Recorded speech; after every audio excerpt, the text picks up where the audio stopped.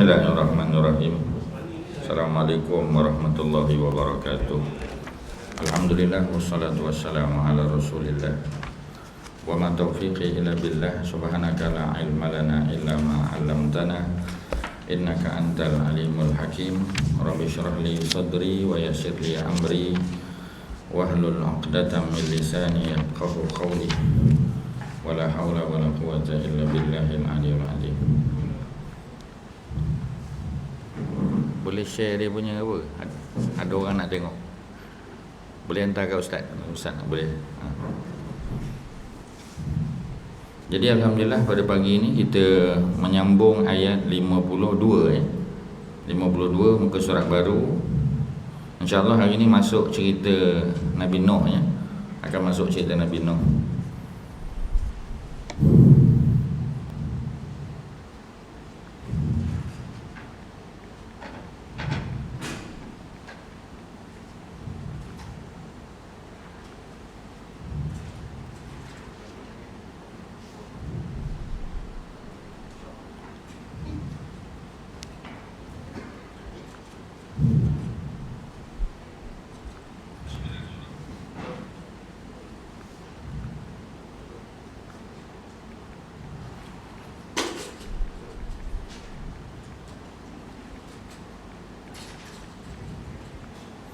A'udzubillahi minasyaitonirrajim. Walaqad ji'nahum bikitabin fassalnahu ala ilmin. Jadi Allah sebut ya. Jadi Allah beritahu, Allah kata walaqad, dan demi sesungguhnya ji'nahum, kami telah datangkan kepada mereka bikitabin ya. Jadi kitabin di sini merujuk kepada Al-Quran. Jadi Allah dah datangkan kepada umat manusia Al-Quran, fassalnahu, yang kami telah jelaskan Quran tu ya. Ayat-ayatnya Allah telah jelaskan. Sebab ayat Quran ni sebahagiannya menafsirkan sebahagian yang lain ya. Jadi Allah cerita tentang sesuatu, Allah ceritakan pendetailan dia dalam surah yang sama ataupun dalam surah-surah yang berbeza ya. Contoh macam kita akan cerita tentang Nabi Nuh. Nabi Nuh punya cerita pun ada dalam surah Nuh sebagai contoh. Ada dalam surah Hud yang kita pernah tadaburkan 2 tahun lepas, dan beberapa surah yang lain. Jadi maklumat tu diulang ya, disebut dengan maklumat baru ataupun pendetailan ya dalam surah-surah yang lain. Itu memang kaedah Al-Quran. Sebab tu Quran kita tak boleh fokus pada satu surah semata-mata, kerana cerita tentang kisah yang sama, contoh macam Nabi Nuh tu ada dalam surah-surah lain, dan kita kena gabungkan ya cerita-cerita lain supaya kita dapat makna yang lebih utuh. Dan Allah ceritakan perkara ni, jelaskan perkara ini ala ilmin ya, dengan ilmu pengetahuan yang boleh membantu ya kita untuk memahami dia. Kerana Allah yang buat sesuatu, Allah yang cipta ya, Allah yang memiliki kita semua. Jadi sudah tentu pengetahuan Allah tentang kita makhluknya sudah tentu yang terbaik lah ya, kerana Allah yang cipta kita, buat kita ya. Kemudian semua benda ni menjadi hudan, menjadi hidayah, petunjuk, warahmah, dan rahmat liqaumin yu'minun, bagi kaum yang beriman kepada Allah. Jadi orang beriman bila dia baca Quran, dia akan dapat panduan. Sebab Quran memang dia punya fungsi sebagai kitab panduan ya. Cerita-cerita dulu kita ambil pengajaran, dan sebagai rahmat ya. Maknanya dengan sebab kita baca Quran turun rahmat. Dalam hadis yang sahih disebut ya, Allah suka, Allah puji kumpulan yang membaca dan cuba memahami Al-Quran.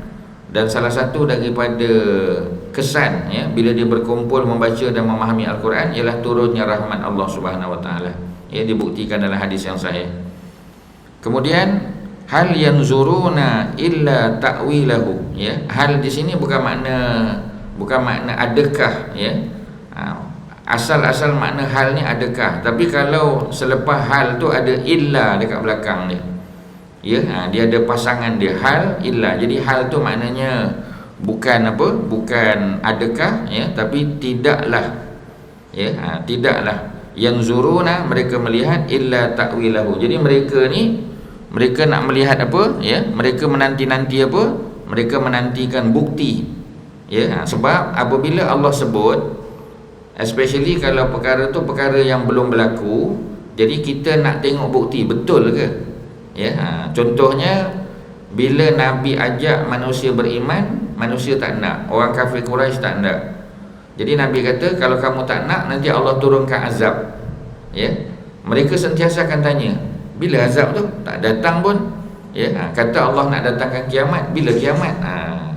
Jadi mereka menunggu-nunggu bukti daripada apa yang Quran nyatakan.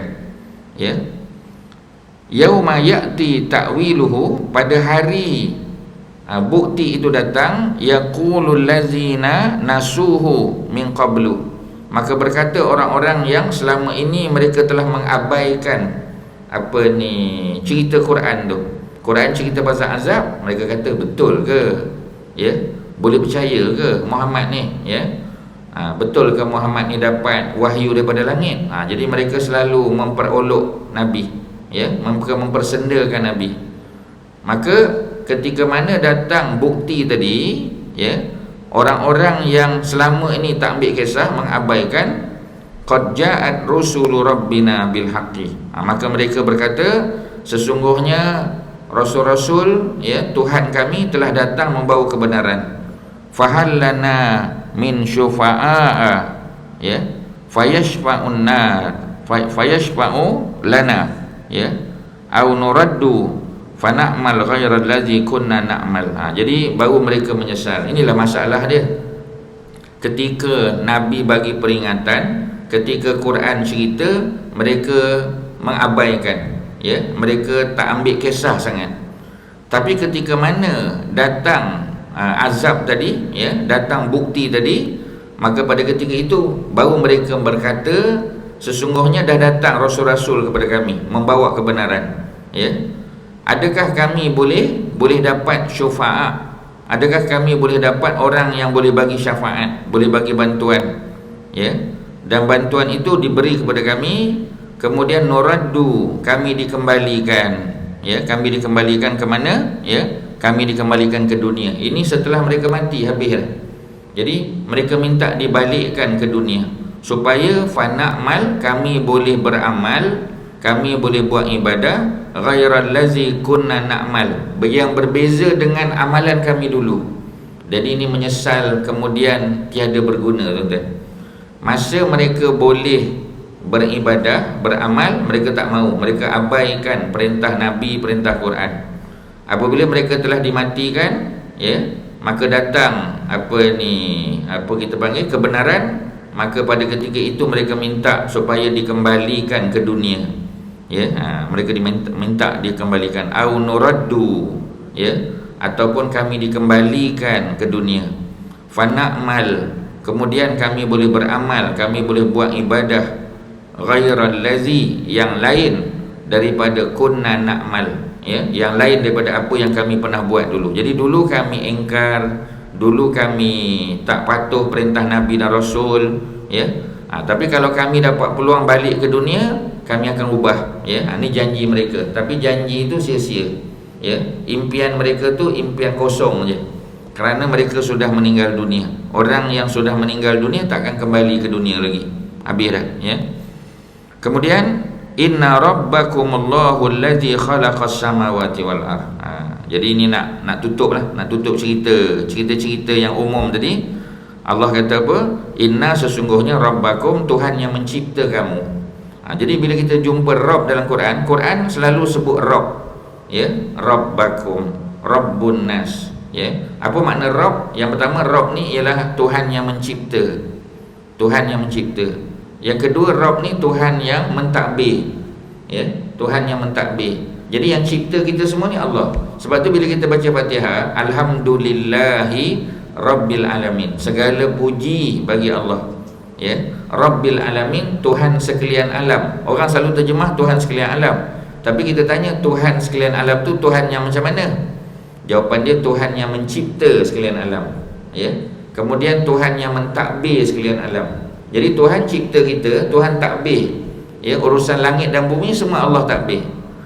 Kemudian yang ketiga, Tuhan yang memberi rezeki kepada sekalian alam. Semua kita dapat ni tuan-tuan, rezeki kita ni daripada Allah Subhanahu Wa Taala. Ya. Allah lah yang cipta kita, Allah yang takbir urusan kita, dan Allah yang bagi rezeki pada kita. Ya. Sebab itu kita kena patuh perintah Allah. Kerana itulah itulah yang sepatutnya dibuat oleh seorang hamba yang telah dicipta, dipermudahkan urusannya dan diberi rezeki oleh Allah Subhanahu Wa Taala. Jadi tuan-tuan, kalau tuan-tuan jumpa Rabb, perkataan Rabb dalam Quran, kebiasaannya ia merujuk kepada 3 makna tadi. Tuhan pencipta nombor 1, nombor 2 tadi Tuhan apa tuan-tuan? Mentadbir, mengurus. Nombor 3, Tuhan yang memberi rezeki. Kalau kita tahu hal ni, barulah kita boleh patuh tuan-tuan. Ya, macam kita lah kan, ya. Macam selalu kalau kita tengok drama lah, ya. Ada seorang mak mertua ni, dia ada menantu, dia ada 3 menantu, ya. Dia sayanglah menantu nombor 1 dengan menantu nombor 2. Ya, pasal menantu nombor 1 dan nombor 2 ni berpangkat tinggi. Ya, menantu nombor 1 apa kita panggil CEO syarikat. Ya, menantu nombor 2 chartered accountant. Ya, contoh. Menantu nombor 3 dia kerani je, kerani dekat pejabat kerajaan. Ya, menantu nombor 3. Ya. Jadi kalau balik rumah, kalau raya ke apa ke, ya, menantu nombor 3 ni selalu disisihkan. Anak-anak dia pun tak sangat dianggap sebagai cucu juga, tapi sayang tu kurang. Ya. Satu hari mak mertua jatuh sakit. Bila mak mertua jatuh sakit, ya, minggu pertama tu tak ada masalah lah, ya, okey lagi. Dah masuk minggu kedua, minggu ketiga, tak ada siapa nak jaga. Jadi akhirnya menantu nombor 3 yang disisihkan tadi ambil cuti tanpa gaji jaga mak mertua tadi. Menantu nombor 3 tadi yang kerani tadi kan, di satu jabatan kerajaan, dia sanggup ambil cuti tanpa gaji untuk jaga mak tu. Ya, sebulan ambil cuti tanpa gaji. Ya.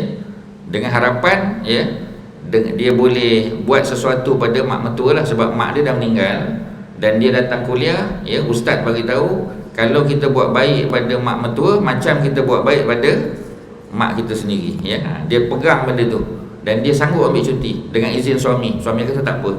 Ya, dia pun jaga. Ya, jadi masa dia jaga tu, mak mertua dia koma. Mak mertua dia. Ya, ini bukan drama bersiri tuan-tuan, ya. Tapi dia macam kisah benar lah, ya. Jadi masa menantu dia cuti tu, ya, datang untuk jaga mak mertua tak tahu sebab dia koma. Tapi kita tahu, ya, orang yang koma dia boleh dengar tak apa kita cakap? Dia boleh dengar. Ya, jadi menantu ni lah, ya, yang jaga dia, yang mengurus, ya, dia punya urusan dia, ya. Tolong macam-macam lah, ya. Bacakan Quran, ya, berzikir, apa semua sebagainya macam-macam sebulan tu. Ya. Tapi mak mertua tak tahu. Ya, pasal macam tadilah, mungkin dia tahu dalam masa dia koma tu kan, ya, cerita tu. Dia tak berakhir di situlah, ya. Kemudian bila dah baik, dah selesai, ya, maka menantu ni pun dah cukup, ya, tengok mak mertua pun dah sihat. Jadi mereka pun gembiralah, mak mertua pun sihat balik rumah. Tapi perangai mak mertua macam tu juga, tak berubah. Ya. Dan mak mertua pun tak pernah tanya siapa jaga aku masa sakit. Dia tak peduli pun. Dia ingatkan yang 2 orang lagi tu lah, yang menantu nombor 1, nombor 2 tadi. Ya. Tak ada buat berlaku macam tu juga. 6 bulan lepas tu, ya, mak mertua dia ada masalah buah pinggang tuan-tuan. Ya, 2 buah pinggang dia out tuan-tuan. Ya, kidney failure dua-dua. Ya, menangis apa semua sebagainya, nak kena buat apa kita panggil, ya, transplant lah. Ya, nak kena carilah orang yang boleh membantu dia. Ya, masa tu dia dengan menantu nombor 3 ni masih lagi biasa-biasa aja lah. Orang pun tak cerita, anak menantu ni lah yang ambil cuti. Ya, jadi akhirnya apa yang berlaku? Ya, doktor bagi tahu dah dapat dah orang nak sumbang sebelah buah pinggang, sebelah. Ya, sebab sebelah boleh survive. Jadi alhamdulillah lah, ya, tak tahu siapa bagi lagi. Ya, jadi buatlah pembedahan, selamat mak mertua ni. Ya, boleh survive dengan 1 buah pinggang. Tapi, ya, menantu tadi minta doktor rahsiakan. Semakin menarik cerita dia tuan-tuan. Ya, rahsiakan, tolong jangan bagi tahu pada mak mertua saya. Ya, Jadi lepas tu menantu tadi bila dia dah bagi satu buah pinggang, dia selalu sakit lah, jatuh sakit, kadang tak sihat, kadang apa, ya. Jadi bila mak mentua buat majlis kat rumah, menantu tadi sakit, dia tak datang, ya. Dia sindir-sindirnya. Inilah dia kata, ya, dalam pangkat dah tinggi, ya, bila kita buat majlis tak datang, aku sakit pun tak jenguk, dia tak tahu cerita, ya. Dia tak tahu cerita. Jadi pada hari itu, ya, apa ni, suami pada ni tadi, ya, mana suami pada mak mentua tu lah, maknanya bapak mentua tu, bapak mentua tak sanggup, dia kata hari ni aku dah tak sabar dah, aku nak cerita pada kamu, ya. Menantu yang selama ni kau sisihkan, menantu yang selama ni kau anggap apa ni tak penting, tahu tak, ya, dialah yang jaga masa kau sakit. Semua orang diam je, semua orang dah tahu, tapi rahsiakan, ya. Kau tahu tak buah pinggang yang ada dalam badan kau tu, itu pun dia yang bagi. Masa tu apa jadi tuan-tuan? Ya, masa tu baru dia nak sedar, tuan-tuan. Ya, manusia ni kadang-kadang macam tu. Takkanlah sampai orang nak bagi buah pinggang pun nak sedar, tuan-tuan. Ya. Jadi manusia ni, tuan-tuan, ya. Alhamdulillah kalau kita boleh dapat kesedaran masa kita hidup di dunia. Macam kes ni, tuan-tuan, dah meninggal dah. Ya, dah bawa ke mahsyar dah. Pada masa tu baru nak kata, ya Allah, kalau kau boleh balikkan aku ke dunia, aku nak buat amal baik. Tapi sudah terlambat, tuan-tuan, sebab kematian sudah menjemput mereka. Jadi selama mana pengajaran dia, selama kita belum dijemput oleh Allah dengan kematian, kita masih boleh berubah, kita masih boleh buat, ya, kita masih boleh baiki apa kesilapan yang kita pernah buat dalam hidup, tuan-tuan. Ya, itu pengajaran daripada apa ni, daripada drama yang tak tahulah betul ke tak, tuan-tuan, ya. Itulah cerita dia, pengajaran dapat, ya. So tuan-tuan ingat, ya. Okey. Jadi Allah bagi tahu, Allah ni Rabb kamu, Allah yang cipta, Allah yang urus takbir, Allah yang bagi rezeki. Ya. Di sini disebut allazi khalaqas samawati wal ard, Allah yang mencipta langit dan bumi. Allah guna perkataan khalaqa. Dalam bahasa Arab, khalaqa maknanya cipta daripada tak ada. Ya. Kalau ja'ala, benda dah ada, Allah buat. Ya, contoh Allah cipta pokok, kemudian manusia tebang pokok, manusia buat meja, manusia buat kerusi. Itu kita panggil ja'ala. Ja'ala maknanya benda dah ada. Tapi pokok tu siapa cipta? Allah. Jadi itu khalaqa. Jadi khalaqa, Allah cipta langit. Asalnya langit tak ada. Wal arda, dan bumi. Fi sittati ayyam, dalam 6 hari. 6 hari di sini bukan 6 hari, maknanya 6 masa. Ya, 6 waktu. Ya. Jadi maknanya waktu pertama, waktu kedua, masa tu tak ada hari macam kita faham. Ya. Jadi perkataan ayam, hari di sini bukan makna hari. Ya, maknanya masa. Ya. Jadi kalau kita terjemahkan masa, 6 masa. Nanti orang tanya pula, mengapa Allah cipta apa kita panggil ada stages? Hari pertama ataupun masa pertama, besok buat lagi, kemudian ada lagi, kemudian ada lagi. Sebab apa? Kerana Allah nak tunjuk Allah Maha berkuasa. Sebab tu Allah boleh buat dalam satu hari boleh, dalam satu masa boleh, 3 masa boleh, 6 masa boleh. Jadi bila orang tanya kita, sebab apa Allah perlukan 6 masa? Allah tak perlukan 6 masa, tapi Allah nak tunjuk, ya, Allah Maha berkuasa, buat bila-bila masa saja pun. Nak buat 3 masa pun boleh, 6 masa pun boleh. Macam tu, tuan-tuan. Ya, macam kita lah kan, ya. Oleh kerana kita ada kuasa, kita boleh buat apa saja. Ya, kita nak buat program tu hari ni pun boleh, esok pun boleh, malam pun boleh, kerana kita berkuasa. Ya, jadi bila disebut Allah mencipta langit dan bumi dalam 6 masa, ini adalah bukti kekuasaan Allah, bukan kelemahan Allah, bukan. Ya, jangan kita kata, "Oi, sampai 6 masa nak kena." Bukan. Ya, tapi nak tunjuk Allah Maha berkuasa, tuan-tuan. Ya, di sebaliknya. Summastawa 'alal arsy. Kemudian Allah istiwa, ya, bersemayam di atas arasy. Ini ayat mutasyabihat. Ini yang orang selalu bincang ni. Apa makna Allah beristiwa di atas arasy? Ya. Kata Imam Malik, ya, istiwa tu istiwa lah. Ya. Bagaimana jangan tanya. Beriman dengannya wajib. Ya. Jadi jangan tanya. Benda-benda yang bersifat apa kita panggil ayat-ayat mutasyabihat, ayat-ayat yang begini kita terima saja, tuan-tuan. Tak payah tanya bagaimana. Kerana dengan kita bertanya bagaimana, takut-takut, ya, boleh menyebabkan kita tersilap, kita tersalah. Jadi kalau disebut Allah bersemayam di atas arasy, sudah, tuan-tuan. Ya. Nanti orang tanya pula, maknanya Allah tu bertempat. Itu isu dia. Ya, Allah tu bertempat. Kalau Allah bertempat di atas arasy, maknanya Allah tu macam makhluk lah. Ya, macam Ustaz tanya, di mana Haji Aliyah sekarang? Haji Aliyah berada di tepi apa? Di tepi ni. Tiang tu, ya, tiang nombor berapa? Katalah ada nombor tiang, tiang nombor 2 kata. Maknanya dia bukan Allah lah, dia makhluk sebab bertempat. Allah juga bertempat, ya, sebab berada di atas arasy. Kita tak boleh baca macam tu. Sebab, ya, Ustaz nak bagi tahu, arasy tu siapa cipta? Mestilah Allah. Semua makhluk dalam dunia Allah cipta, kan? Okey. Sebelum Allah cipta arasy, Allah berada di mana? Kan tak boleh jawab. Tak boleh jawab, tuan-tuan. Sebab yang berkaitan dengan Allah ni, bila Quran sebut, kita terima saja. Tak payah tanya bagaimana. Sebab bagaimana tu lah yang menyusahkan, tuan-tuan. Ya, sebab tu sahabat Nabi, apabila Nabi bagi tahu Allah beristiwa di atas arasy, sudah, tak tanya lebih dah.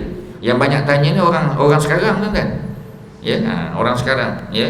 Bukan kata tak boleh, tetapi kerana beriman dengannya saja sudah memadai. Sudahlah, tuan-tuan. Tak payah cerita detail. Ya, macam Isra Mi'raj banyak orang tanya. Ya.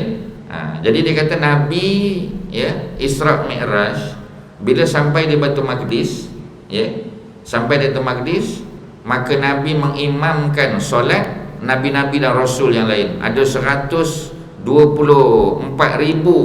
nabi-nabi dan rasul dekat belakang Nabi. 70,000 malaikat dan 124 nabi dan rasul. Nabi jadi imam. Orang pun tanya, nabi-nabi tu bukan dah wafat ke?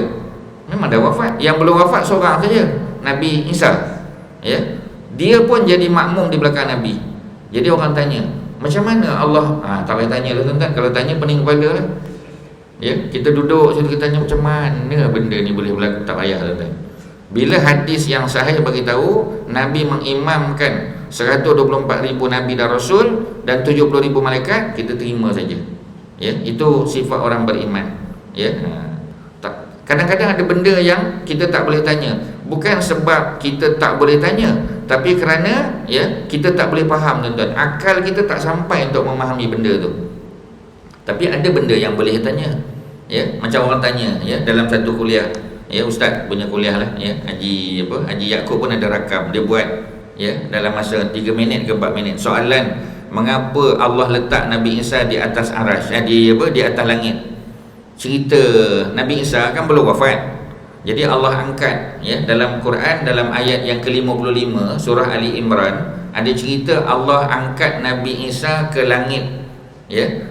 Dalam hadis Isra Mi'raj, Nabi jumpa Nabi Isa di langit yang kedua.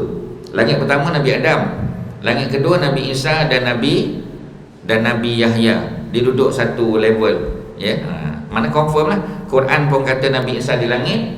Ya, hadis pun kata Nabi Isa berada di langit yang kedua, lagi detail. Soalannya, kalaulah Nabi Isa belum wafat, ya, apa perlunya Allah letak Nabi Isa di langit?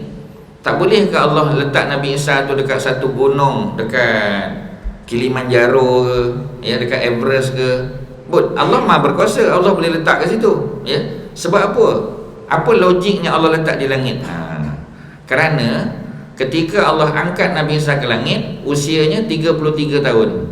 Ketika Allah nak turunkan Nabi Isa, ya, untuk membantu Imam Mahdi membunuh Dajjal dan menyelamatkan umat Islam daripada Ya'juj dan Ma'juj, umur Nabi Isa tetap 33 juga.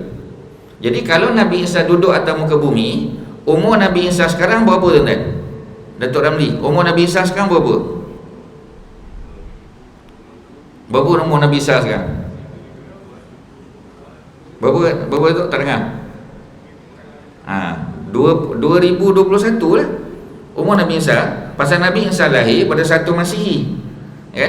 Jadi umur Nabi Isa 2021. Tapi kalau Nabi Isa duduk di langit, umur Nabi Isa tetap 33 juga. Dan tentu kita akan tanya, ya, kerana dalam surah Sajdah yang kita dengar tiap-tiap pagi Jumaat, ya, Allah sebut yudabbirul amra minas sama. Allah mentadbir. Karena kita sebut kan, Allah mentadbir urusan langit, ya, sampai ke dunia. Yudabbirul amra, ya, minas sama'i ilal ardi summa ya'ruju ilaihi fi yaumin kana miqdaruhu alfa sanatin mimma ta'udun. Jadi dalam ayat 5 surah Sajdah Allah bagi tahu, ya, di langit pengiraannya berbeza. Satu hari di langit sama dengan 1000 tahun di dunia. Sebab tu Allah letak Nabi Isa di langit. Tuan-tuan faham tak? Di langit satu hari sama dengan 1000 tahun di dunia. Maknanya Nabi Isa dah berapa lama duduk di langit? 2000 tahun lebih. Ya, berapa usia Nabi Isa bertambah? Bertambah tak? Bertambah. Still bertambah. Berapa umur Nabi Isa yang bertambah tu? 2 hari tuan-tuan. Baru 2 hari. Sebab 1000 tahun sehari. Sekarang tahun 2000, 2 hari. Maknanya kalau 10,000 tahun lagi pun umur Nabi Isa bertambah 10 hari tuan-tuan. Maknanya bila Nabi Isa turun ke bumi ketika membantu Imam Mahdi membunuh Dajjal, umur Nabi Isa tetap 33. Cuma bertambah hari saja. Mungkin 33 tahun 10 hari. Mungkin 33 tahun 50 hari mungkin. Kalau katalah 50,000 tahun lagi. Kita tak tahu kan? Itu dalam pengetahuan Allah. Jadi ada benda yang kita boleh bagi logik dia. Tapi ada benda yang memang tak boleh tuan-tuan. Sebab akal kita tak sampai. Dia bukan illogical, tapi dia beyond logic. Akal tak boleh fikir tuan-tuan. Contoh macam kita kata wuduk kan. Tuan-tuan ni, ya, tuan-tuan masuk ada wuduk. Katalah kelas kita sampai Zuhur. Ya, bila masuk waktu Zuhur, tuan-tuan yang ada wuduk boleh solat Zuhur lah. Tapi tuan-tuan yang sudah batal wuduk, tuan-tuan kena ambil wuduk balik. Apa yang menyebabkan wuduk batal? Yang menyebabkan wuduk batal ialah katalah buang angin. Angin keluar daripada tubuh. Ya. Tapi ketika kita ambil wuduk, kita tak perlu basuh tubuh. Walaupun angin tadi keluar dari tubuh. Ya, kalau macam makan kita boleh cuci mulut kan. Tapi kalau buang angin tak perlu basuh tubuh. Tuan-tuan basuh muka, basuh tangan, basuh kaki. Sebab apa tak ada rukun basuh tubuh? Sebab rukun wuduk ni Allah yang tetapkan. Allah Maha bijaksana. Kita tak ada hak tanya tuan-tuan. Ya, kita terima. Sebab itulah orang beriman beza dengan orang kafir, dia sami'na wa ata'na. Ya, tu je beza. Kalau Ustaz boleh detailkan. Okey, kita habiskan ayat ni tuan-tuan. Dalam masa 6, 6 masa. Kemudian Allah istiwa di atas arash. Yughshil lailan nahar. Allah tutup siang dengan malam. Kadang-kadang Allah tutup malam dengan siang. Sebab tu silih berganti, tak pernah bergaduh tuan-tuan. Ya, kecuali negara-negara yang ada midnight sun dia panggil. Midnight sun adalah, ya, tapi tempat kita tak ada. Kalau tempat kita midnight lah maknanya. Ya, sun tak ada malam. Ya. Jadi sebab apa? Sebab kita duduk di khatul istiwa. Tapi negara-negara yang duduk di tempat-tempat yang di North Pole kita kata, ya, di South Pole, mungkin berbeza lah. Ya, tak sama macam kita. Siangnya lebih panjang pada malam, ataupun malamnya lebih panjang daripada siang, ataupun malam tak siang-siang, siang tak malam-malam. Macam tu maksud dia. Ya. Yatlubuhu hasisan. Ya. Yang mengikutnya dengan cepat. Maknanya cuba tengok tuan-tuan. Ya, kalau kita tengok pagi kan, pagi ni sangat menarik. Ya, gelap waktu subuh. Ya, kemudian dah dekat, tiba-tiba siang, terang saja. Ada gap tak? Kena menunggu. Nak tunggu matahari tu kita kata, ya, malam dah habis, ada setengah jam tu tak tahu terang ke tak. Ya, dia cepat je tuan-tuan. Ya. Dan setiap kali Allah terbitkan matahari, ya, maka kita akan tengok warna dia, suasananya yang sangat berbeza.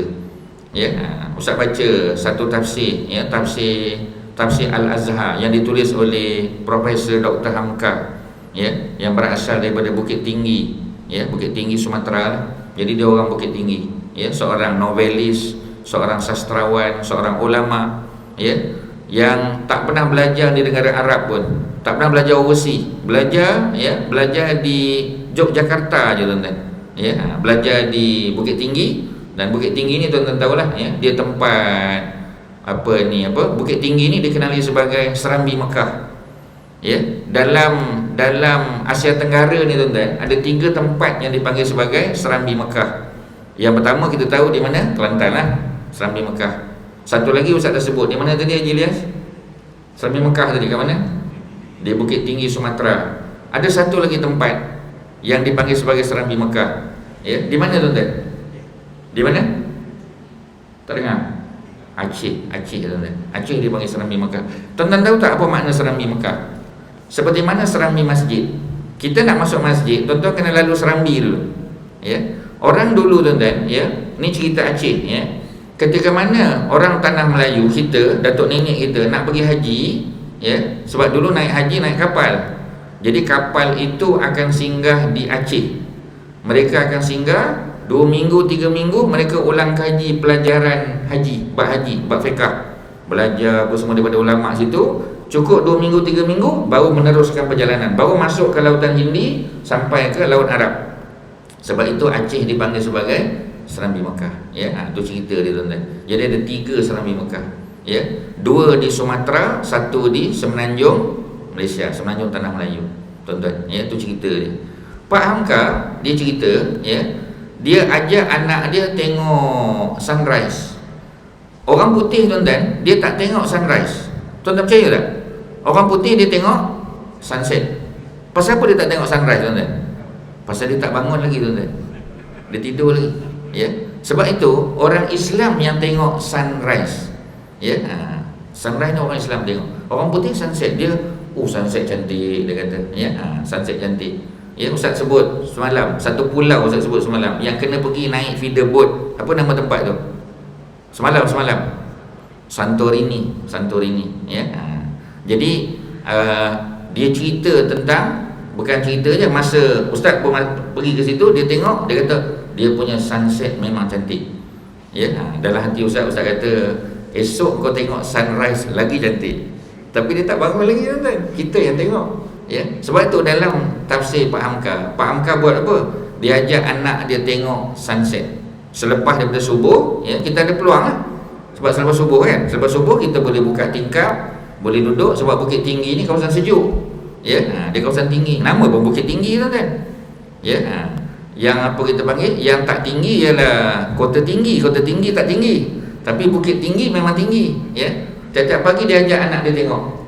Pagi ni tengok, pagi besok tengok, lusa tengok. Ya. Kemudian setelah seminggu, Pak Hamka tanya pada anak dia, setiap pagi kita tengok sunrise ni sama tak?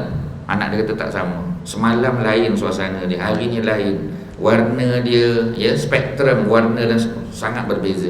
Menunjukkan Allah ni maha bijaksana tuan-tuan. Ya. Antara satu hari dengan satu hari yang lain pun Allah buat tak sama tuan-tuan. Tapi sebab kita take for granted, kita ingatkan sama, tak sama. Kalau kita ambil perhatian betul-betul, ya. Sebab tu orang Islam jarang tengok sunset. Pasal dia tengah solat. Dia sibuk solat. By the time dia habis ba'diyah maghrib, dah nak habis kan? Ya, sebab tu kita tak tengok sunset, tapi kita tengok sunrise. Itu beza orang Islam dengan orang bukan Islam tuan-tuan. Okey, ya, seterusnya apa lagi? Wasyamsa wal qamar wan nujum. Syams matahari, qamar bulan, nujum bintang. Ya, musakharatin semuanya tunduk, ya, bi amrihi, dengan perintah daripada Allah Subhanahu wa taala. Jadi matahari keluar, bulan hilang. Bulan keluar, matahari hilang, macam tu maksud dia, ya. Kemudian ala lahul khalqu wal amru, ya. Jadi kita tengok, ya, kita tengok apa? Kita tengok penciptaan tu. Ya, penciptaan bagi Allah Subhanahu wa taala. Al-khalqu, Allah cipta, wal amru, dan Allah perintah. Ya, sama ada bulan nak keluar ke, bintang nak keluar ke, matahari nak keluar, semua ikut perintah Allah Subhanahu wa taala. Tabarakallahu rabbul alamin. Maha suci Allah, ya.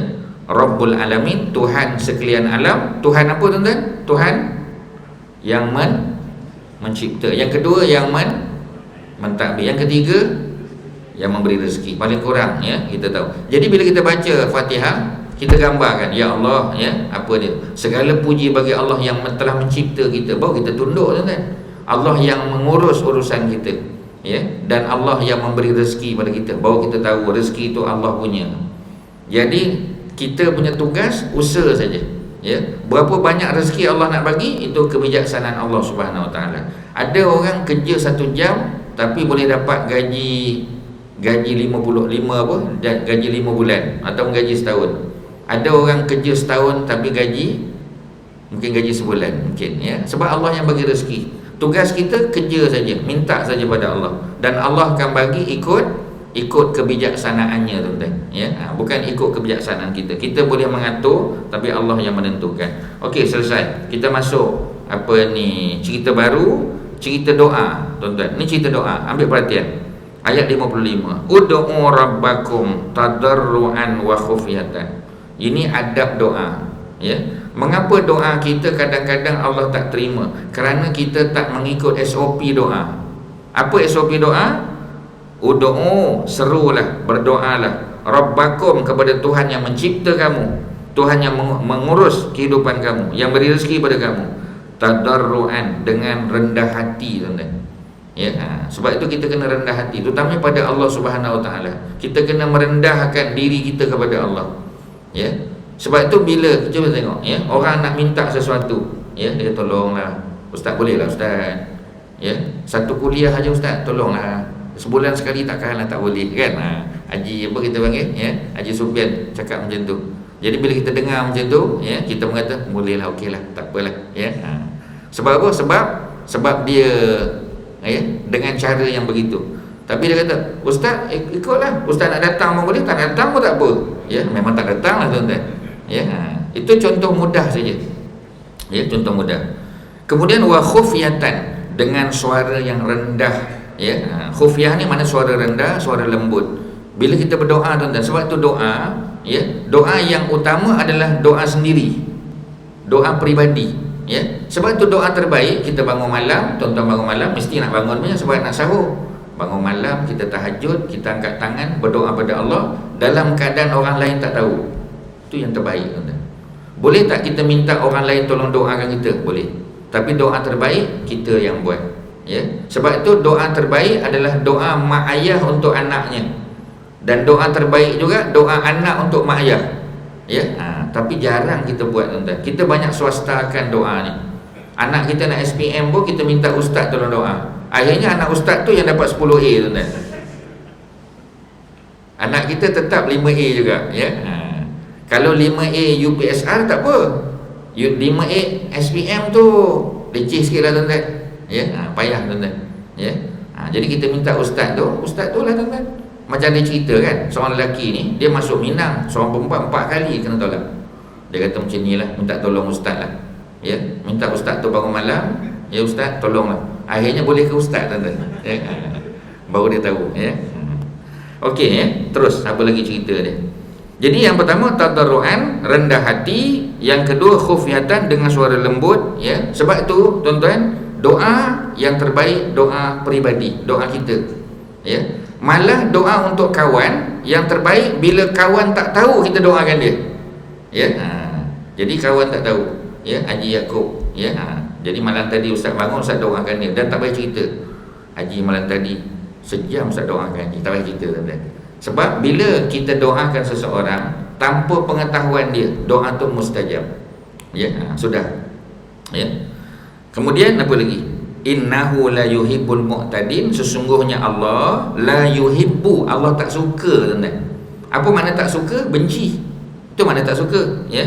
Al-mu'tadin, orang yang melampaui batas. Maknanya bila berdoa menjerit-jerit, ya. Dan bila doa dia minta nak cepat. Sebab tu doa yang tak bagus ialah doa yang dia doa pagi dia minta tengah hari dapat. Jangan, tuan-tuan. Ya, walaupun tak salah tetapi dari segi adab tak kena. Ya. Jadi doa-doa begitu takut tak mustajab dan Allah murka. Jadi yang pertama, ya, dengan rendah hati. Yang kedua secara lembut, rendah, ya, suara kita jangan tak payah kuat-kuat, tuan-tuan. Ya. Wala tufsidu fil ardi, jangan buat kerosakan atas muka bumi. Ba'da islahiha, selepas daripada Allah buat elok dalam muka bumi ni, jangan buat kerosakan. Ya, tapi manusia lah yang buat kerosakan, tuan-tuan. Ya, cuba kita tengok apa ni bukit yang dah elok dah, tuan-tuan. Ya, kita tarah bukit tu. Ya, kita ubah dia daripada bukit jadi kawasan rendah pula. Ya, maka akhirnya kita ganggu ekosistem alam ni. Sebab itu kadang-kadang hujan, walaupun hujan turun, tapi hujan tak masuk ke dalam takungan. Ya, sebab tu Syahbaz kata, ya, salah satu masalah ialah hujan yang turun tak masuk dalam dia punya water catchment area tu. Ya, tak masuk, tuan-tuan. Pasal kita sudah ubah ekosistem. Bila kita ubah ekosistem, maka begitulah keadaannya. Tuan-tuan ingat tak lagu Bangau Oh Bangau? Ya. Jadi mengapa apa kita kan mengapa lembu sakit perut ya? Sebab macam-macam lah tuan-tuan ya. Dia itu kitaran lah tu. Ya, itu dia punya cycle, ya, life cycle. Dia punya ekosistem. Bila kita kacau tuan-tuan, maka macam itulah. Ya, memang Allah buat binatang-binatang pemangsa dan binatang mangsa, memang Allah buat begitu. Ya. Dan kalau kita ubah, dia akan jadi masalah tuan-tuan. Ya. Contoh kita kata dalam dunia ni, ya, cuba tengok binatang yang banyak lahirkan anak. Ya, antaranya ialah khinzir. Sekali dia beranak, berapa banyak anak dia tuan-tuan. Ya, macam tu. Tapi kambing tuan-tuan. Ya, seekor kambing berapa boleh lahirkan anak? Mungkin ya biasa 2 atau kadang seekor je tuan-tuan. Ya, tapi kambing tak pernah pupus daripada dunia ni, walaupun jutaan kambing disembelih setiap tahun, ya, untuk korban dan untuk akikah. Ya, berapa ramai anak yang baru lahir kita akikahkan. Kalau lelaki 2 kambing dia, kalau perempuan seorang. Tapi pernah tak dengar kambing pupus tuan-tuan? Sebab yang mengurus alam ni ialah Allah Subhanahu Wa Taala. Sebab Allah yang urus tuan-tuan. Ya, walaupun khinzir beranak banyak, ya, tapi tak pernah ada perintah untuk sembelih dia. Ya, untuk dimakan ialah ya oleh orang bukan Islam. Tapi kambing tak pernah putus. Tengok di Mekah, Madinah tuan-tuan, ya, unta tak pernah putus. Ya, lembu dan sebagainya. Walaupun setiap tahun tak tahu berapa juta ya yang disembelih untuk korban dan juga akikah. Ya, itu cerita dia.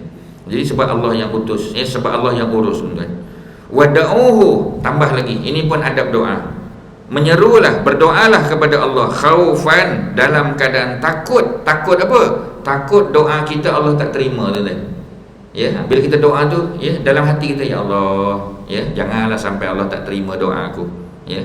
Kemudian wa tama'an. Apa makna tama'? Tama' maknanya sangat-sangat mengharap. Sebab tu tuan-tuan, kalau kita buat sesuatu all out, dia jadi tuan-tuan. Ya, all out dia jadi tuan-tuan. Ya, tuan-tuan biasa dengan cerita orang sakit, ya, sakit yang doktor kata tak boleh nak buat apa. Ya, tapi akhirnya dia datang ke Mekah tuan-tuan.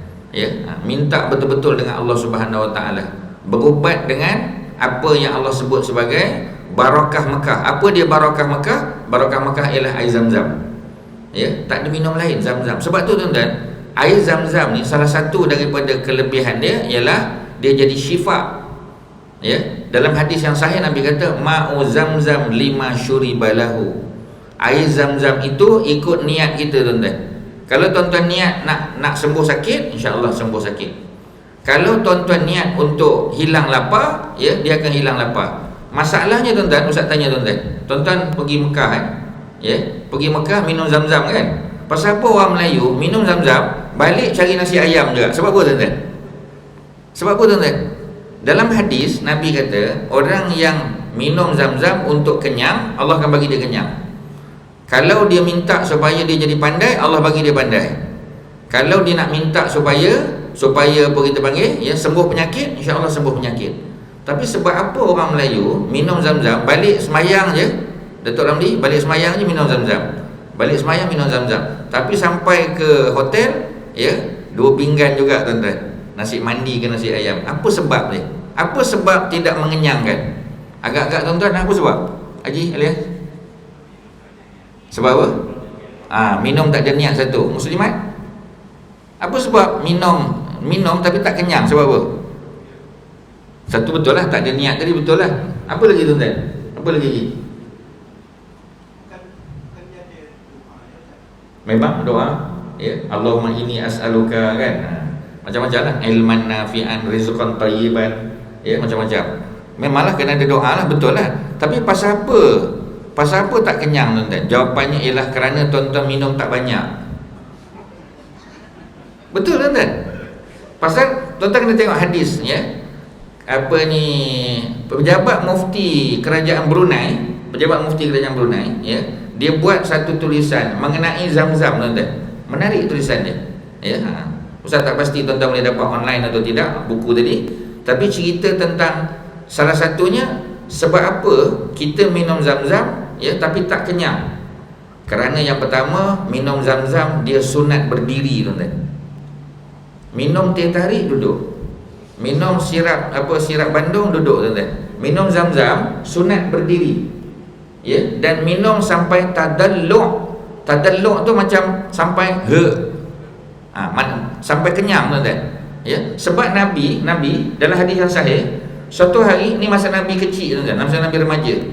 Nabi balik ke rumah, ya. Pada masa tu Nabi duduk di rumah Abu Talib. Sebab Nabi kan bila datuk Nabi meninggal, Nabi umur 8 tahun, Nabi duduk rumah Abu Talib. Jadi di rumah Abu Talib, yang jaga Nabi ni isteri Abu Talib dan seorang perempuan namanya ataupun gelarannya Ummu Aiman. Tuan-tuan kena catat, Ummu Aiman. Ummu Aiman adalah perempuan yang membesarkan Nabi. Ya, Ummu Aiman jaga Nabi sejak Nabi dengan mak dia, Aminah. Sebab Ummu Aiman adalah seorang perempuan hamba. Dia perempuan hamba, ya, dan dikatakan kulitnya agak gelap sebab dia bukan orang Arab. Ya, dikatakan dia orang Habasyi. Habasyi maknanya daripada Ethiopia. Ya. Jadi beliau telah ditangkap, panjang cerita, tuan-tuan. Usah ringkas dia. Dia ditangkap semasa cerita Ashabul Fil. Alam tara kaifa fa'ala rabbuka bi ashabil fil. Serangan tentera bergajah daripada mana, tuan-tuan? Daripada mana, Datuk Maksud? Tentera bergajah datang dari mana? Daripada Yaman. Ya. Ketua dia, gubernur dia Abrahah. Pada masa serangan tersebut, yang datang bukan tentera saja, datang juga hamba sahaya. Salah seorang hamba sahaya adalah budak muda, ya, yang dipanggil sebagai Ummu Aiman. Masa tu orang panggil dia Barakah, nama dia. Ummu Aiman tu bila dia dapat anak, mana orang panggil dia mak pada Aiman. Ya, dia ditangkap oleh Abdul Muttalib, datuk Nabi. Dan beliau telah dihadiahkan kepada Abdullah, bapa Nabi.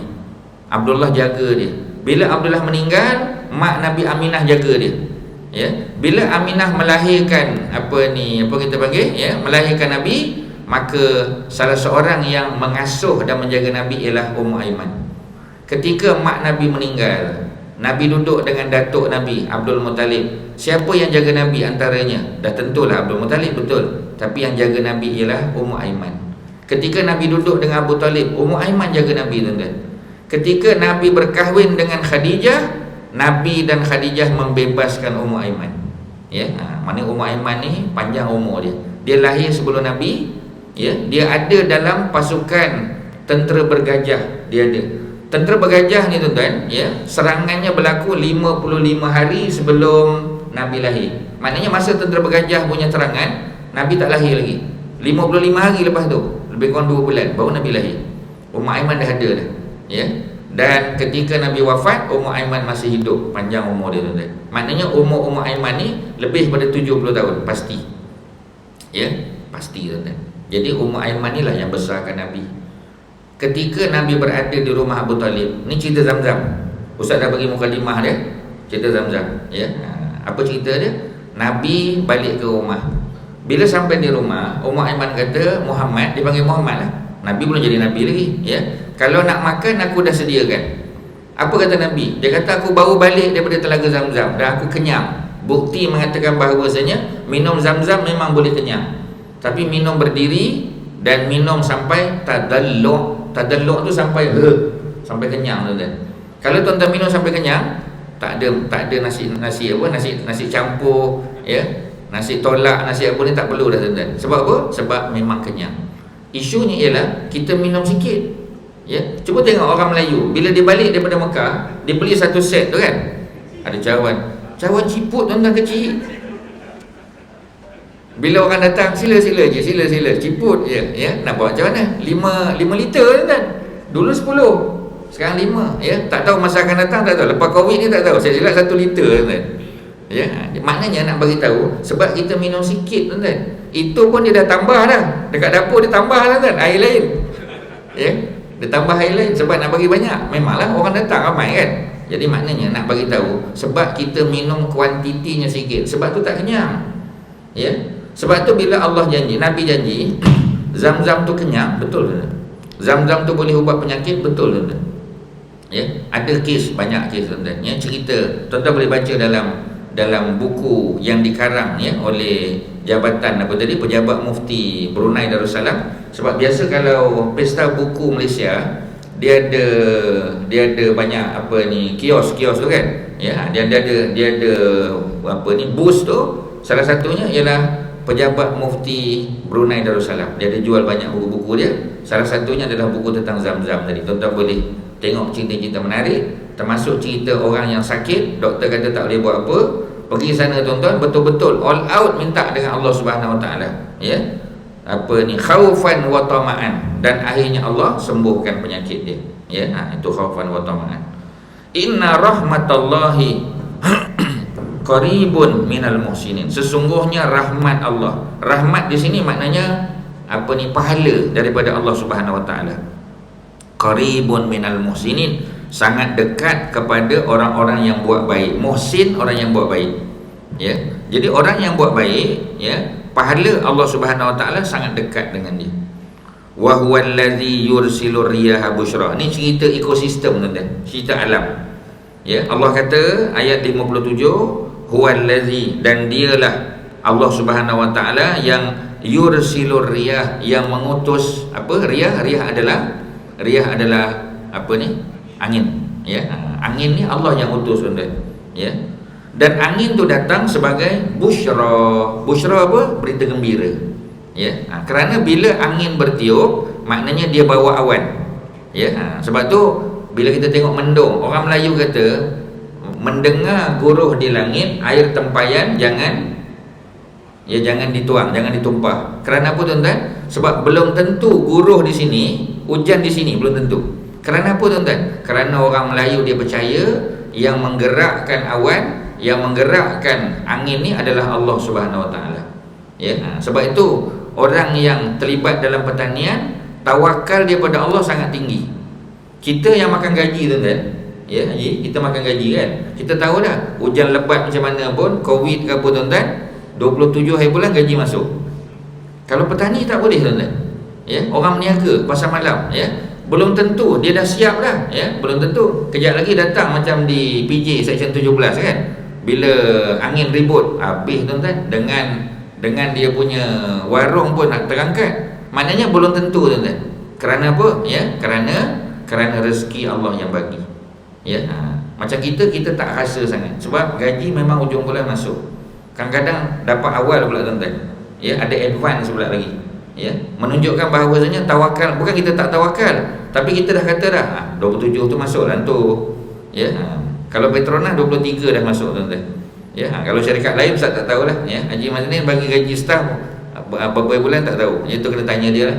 Tapi maknanya nak bagi tahu, ya, kita tak rasa sangat, tapi orang berniaga, ya, orang apa kita panggil, petani, tawakal dia lagi tinggi tuan-tuan, ya. Bila dia doa memang minta, ya, terutamanya ketika nak menuai kan, minta supaya jangan kena serangga, jangan kena ribut, jangan kena hujan lebat dan sebagainya, ya. Sebab tu tuan-tuan.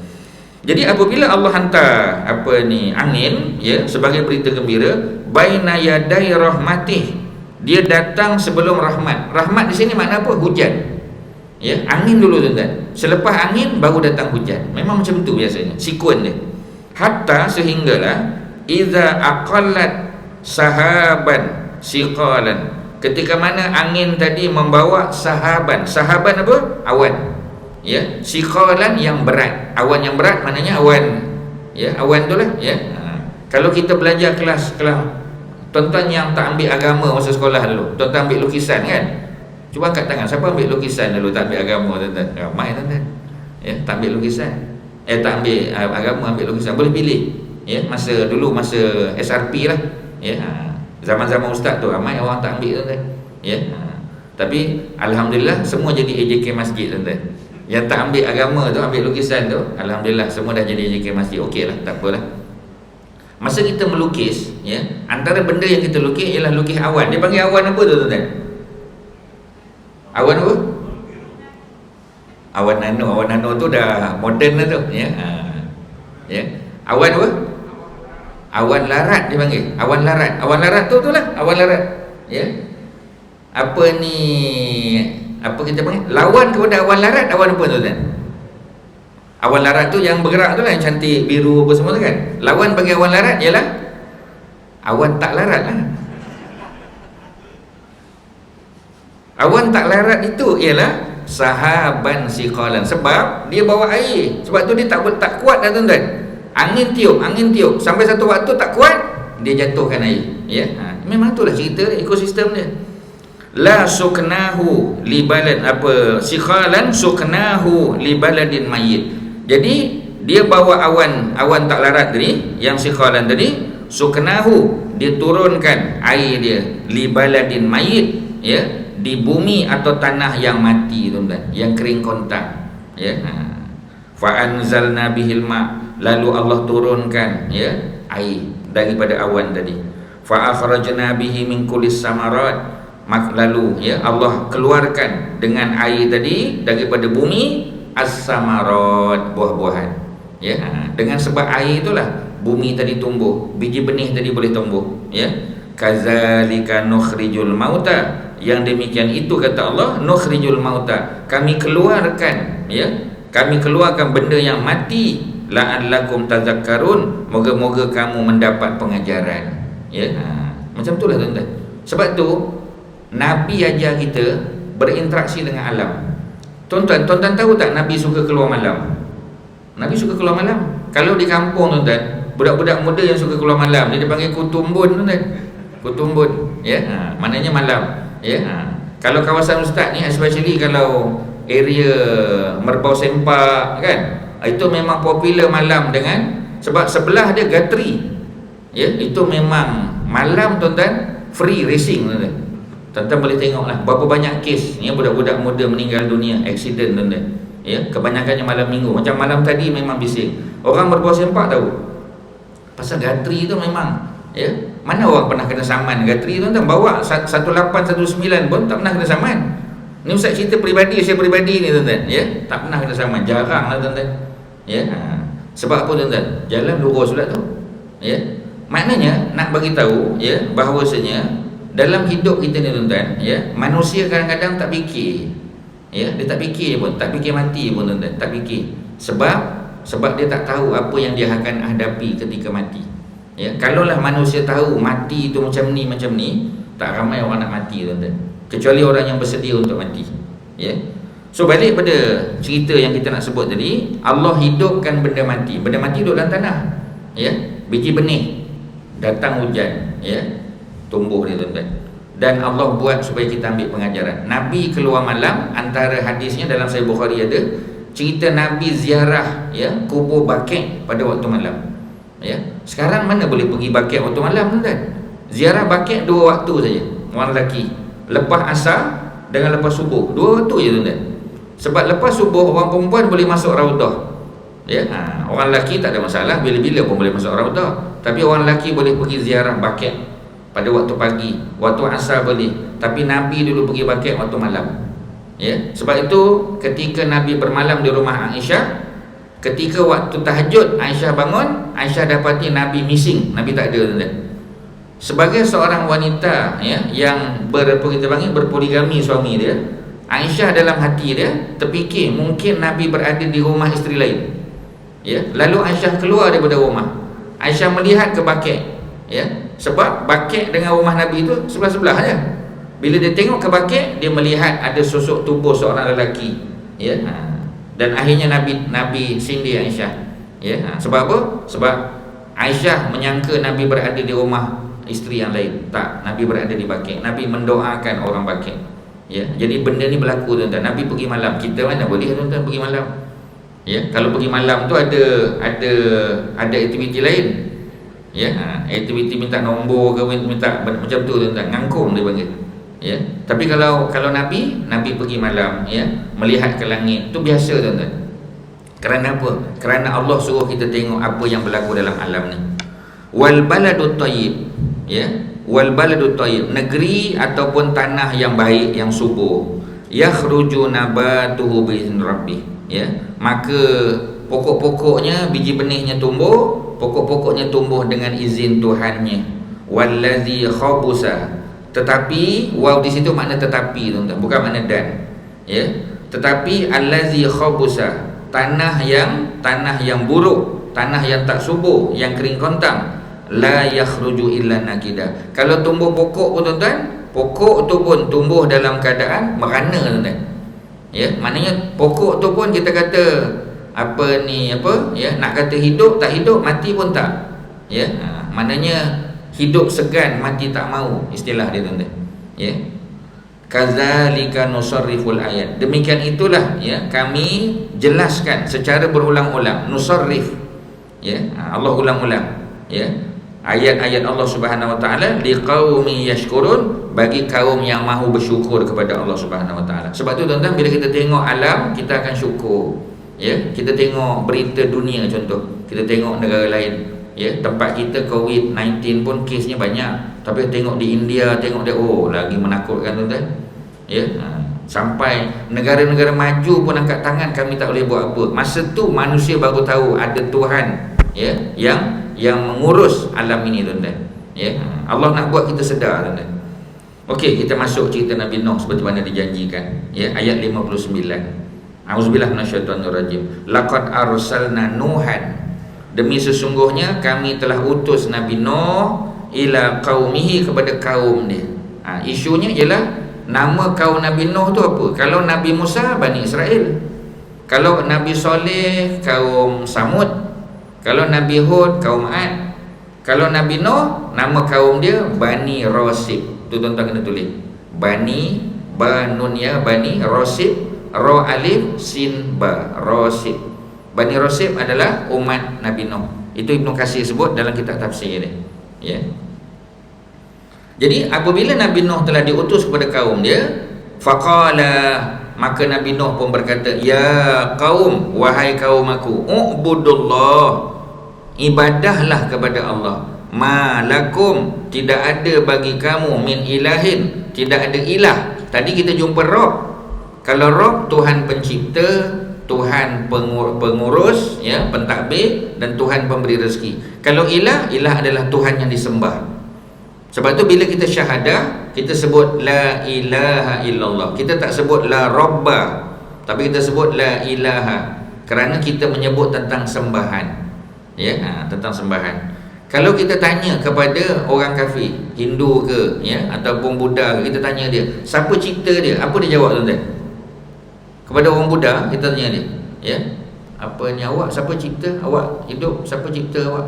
Siapa jadikan awak? Who created you? Apa dia jawab, tuan-tuan? Ya, mesti dia jawab Allah. Ya, mesti dia angkat tangan, Tuhan Allah lah dia kata. Ya, dia nak sebut Allah susah. Ya, kalau kita kata siapa cipta dia, pernah tak dia cakap saya punya bapa mertua lah, dia kata. Ya, dia takkan cakap, tuan-tuan. Pasal semua akan kata bahawasanya Tuhan yang cipta dia. Tetapi ketika sampai waktu solat, dia tak sembah Tuhan yang cipta dia. Dia sembah patung, ya, dia sembah berhala. Itulah masalah dia, tuan-tuan. Jadi ilah maknanya sembahan, ya. Sembahan selain daripada Allah. Inni akhafu alaikum, sesungguhnya aku takut, aku bimbang, ya, apa dia? Azab yaumin azim, azab hari yang besar, hari kiamat akan menimpa kamu. Maknanya, tuan-tuan, ya, Nabi Nuh ni memang betul-betul dakwah all out kepada kaum dia. Bila dia tengok kaum dia, dia kata, lah kesian kaum aku. Sebab itu kata Nabi Nuh, inni akhafu alaikum azab yaumin azim, sesungguhnya aku bimbang, takut azab yang besar kena pada kamu. Azab hari yang besar, ya. Hari yang besar tu ialah hari kiamat, hari azab, ya, kena pada kamu. Maknanya dia sangat concern dengan kaum dia, tuan-tuan. Nabi Nuh ni lokasi dia kat mana, tuan-tuan, dalam dunia ni? Ya, kalau macam Nabi Ibrahim kat mana, tuan-tuan? Nabi Ibrahim kat mana, Cewan? Nabi Ibrahim memang Palestin, tapi negara asal dia, kampung Nabi Ibrahim memanglah Palestin yang kita pergi Hebron tu memang kampung dia. Ya, tapi dia beli tanah ke situ. Dia bukan orang situ. Nabi Ibrahim datang daripada Iraq. Iraq dulu dipanggil Kanaan, Palestin, Babylon. Ya. Jadi Babylon tu negara asal Nabi Ibrahim. Nabi Lut juga daripada Babylon. Pasal Nabi Lut anak saudara Nabi Ibrahim. Ya, begitu juga Sarah isteri Nabi Ibrahim juga daripada Babylon. Ya, ada dua rasul daripada Babylon. Yang pertama Ibrahim, kedua Lut. Ya. Tetapi Nabi Ibrahim berhadapan dengan Namrud. Namrud kan raja yang mengaku Tuhan, macam Firaun juga, tapi Firaun Mesir. Ya, Namrud di Babylon. Dan akhirnya Nabi Ibrahim diperintah keluar daripada Babylon. Itu yang akhirnya pergi ke settle down di Palestin. Tetapi ya, Nabi Ibrahim menghadapi masalah kemarau panjang. Ada kemarau panjang di Palestin, sehingga Nabi Ibrahim mesti minta bantuan. Sebab Nabi Ibrahim ni apa profession dia, tuan-tuan? Bidang apa dia punya profession, Haji? Cubalah. Dulu takkan dia civil engineer, dah tentu bukan. Dia chartered accountant, bukan. Ya, dia profesor universiti, bukan. Apa agaknya kerja orang dulu, kerja apa? Pertanian, tuan-tuan, pertanian. Mesti pertanian dan penggembala kambing. Dulu kan, apa lagi, tuan-tuan, ya. Padang pasir memang gembala kambing. Ya, padang pasir. Kerana kambing membekalkan apa? Susu, kambing membekalkan daging, satu lagi kambing membekalkan apa dia? Kulit, satu lagi kambing membekalkan ya, tak, susu betul untuk minum, daging untuk makan, kulit untuk pakaian, satu lagi apa dia? Baja tuan-tuan, tai kambing, tuan-tuan. Ya, itu untuk baja lah ya. Jadi apa ni, apa kita panggil, Nabi Ibrahim bila susah dia minta tolong. Negara yang pertanian memang pada masa tu kita kata ya, yang paling canggih dalam dunia kat mana pertanian, tuan-tuan? Mesir lah, mana ada tempat lain? Mesir, tuan-tuan. Sebab tu Palestin dengan Mesir sebelah-sebelah. Ya, Palestin minta tolong, ya. Jadi ketika minta tolong itulah akhirnya Nabi Ibrahim bertemu dengan Hajar. Sebab Hajar Egyptian. Hajar kan Egyptian. Sebab tu Nabi Ibrahim kahwin dengan Hajar, ya, kemudian dapat anak Ismail. Maknanya Ismail bukan Babylonian lah. Bapa dia betul lah, dia half, ya, half Babylonian, half Egyptian. Ya, itu Nabi Ismail. Dan akhirnya duduk di Mekah, berkahwin dengan orang Yaman, dapat Nabi Muhammad akhirnya lah keturunan dia. Tapi Nabi Nuh kat mana? Nabi Nuh, tuan-tuan, agak-agak lah kat mana? Di negeri Syam. Negeri Syam boleh lah, tapi bukan sangat negeri Syam, tuan-tuan. Dia sempadan. Betul-betul Nabi Ibrahim, Nabi Nuh ni. Nabi Nuh ni, tuan-tuan kena ingat kapal dia lah. Ya, biasa kalau orang putih Bible akan cerita kapal tu sangkul kat mana, tuan-tuan? Di mana? Area Turki. Ada satu banjaran besar kan? Apa nama banjaran tu, Cik Wan? Ararat. Banjaran Ararat. Ya, jadi dikatakan Bukit Judi. Memang ada cerita Bukit Judi, ya. Bukit Judi tu dalam surah Hud cerita dia. Memang dikatakan berada di banjaran Ararat. Ararat tu Turki lah. Tetapi diklaim oleh orang Armenia. Armenia yang klaim. Ya, Armenia. Sebab tu kita dah sebut Armenia adalah negara pertama di dunia yang mengisytiharkan negara dia sebagai negara Kristian. The first Christian, apa kita panggil, the first country to declare Christianity, ya, as the, apa kita panggil, religion of the state, Armenia. Ya. Dan ada cerita Armenia ni, tuan-tuan, ya. The 12 disciple of Nabi Isa, 2 orang datang, ya, untuk berdakwah di Armenia. Memang ada cerita. Ya, kalau tuan-tuan tengok Bible ada cerita lah, ya, kisah, ya. Dan dalam penulisan para ulama Islam pun ada. Sebab Nabi Isa ada 12 pengikut, dipanggil Hawariyun, ya. Orang putih panggil the 12 disciples. The 12 disciple tu lah akhirnya berdakwah ke kawasan tu, Georgia, Armenia, ya. Dan akhirnya bawa tauhid, tapi telah diselewengkan lah kemudiannya, ya. Itu cerita dia.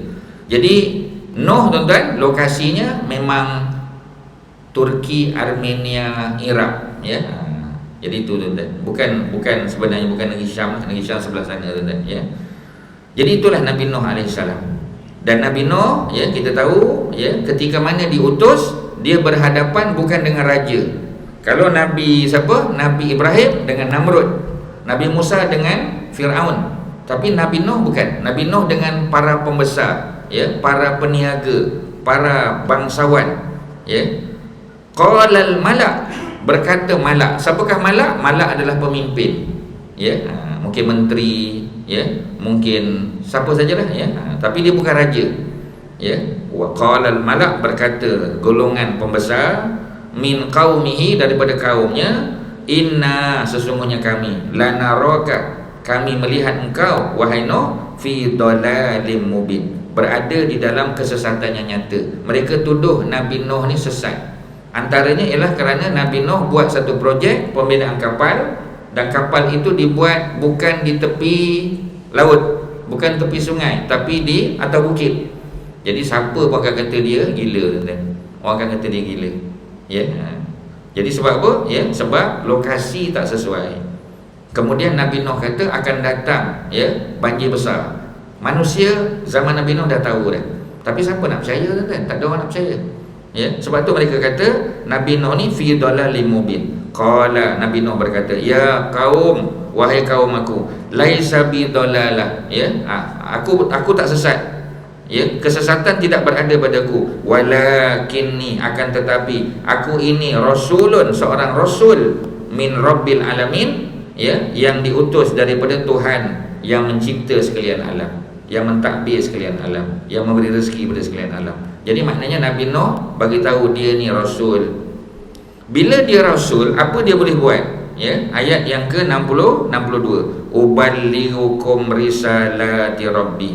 Aku sampaikan, aku tabligh, aku sampaikan, ya. Apa dia? Risalah, ya, message daripada Rabbi, Tuhan yang mencipta aku. Wa ansahu lakum, aku bagi nasihat kepada kamu.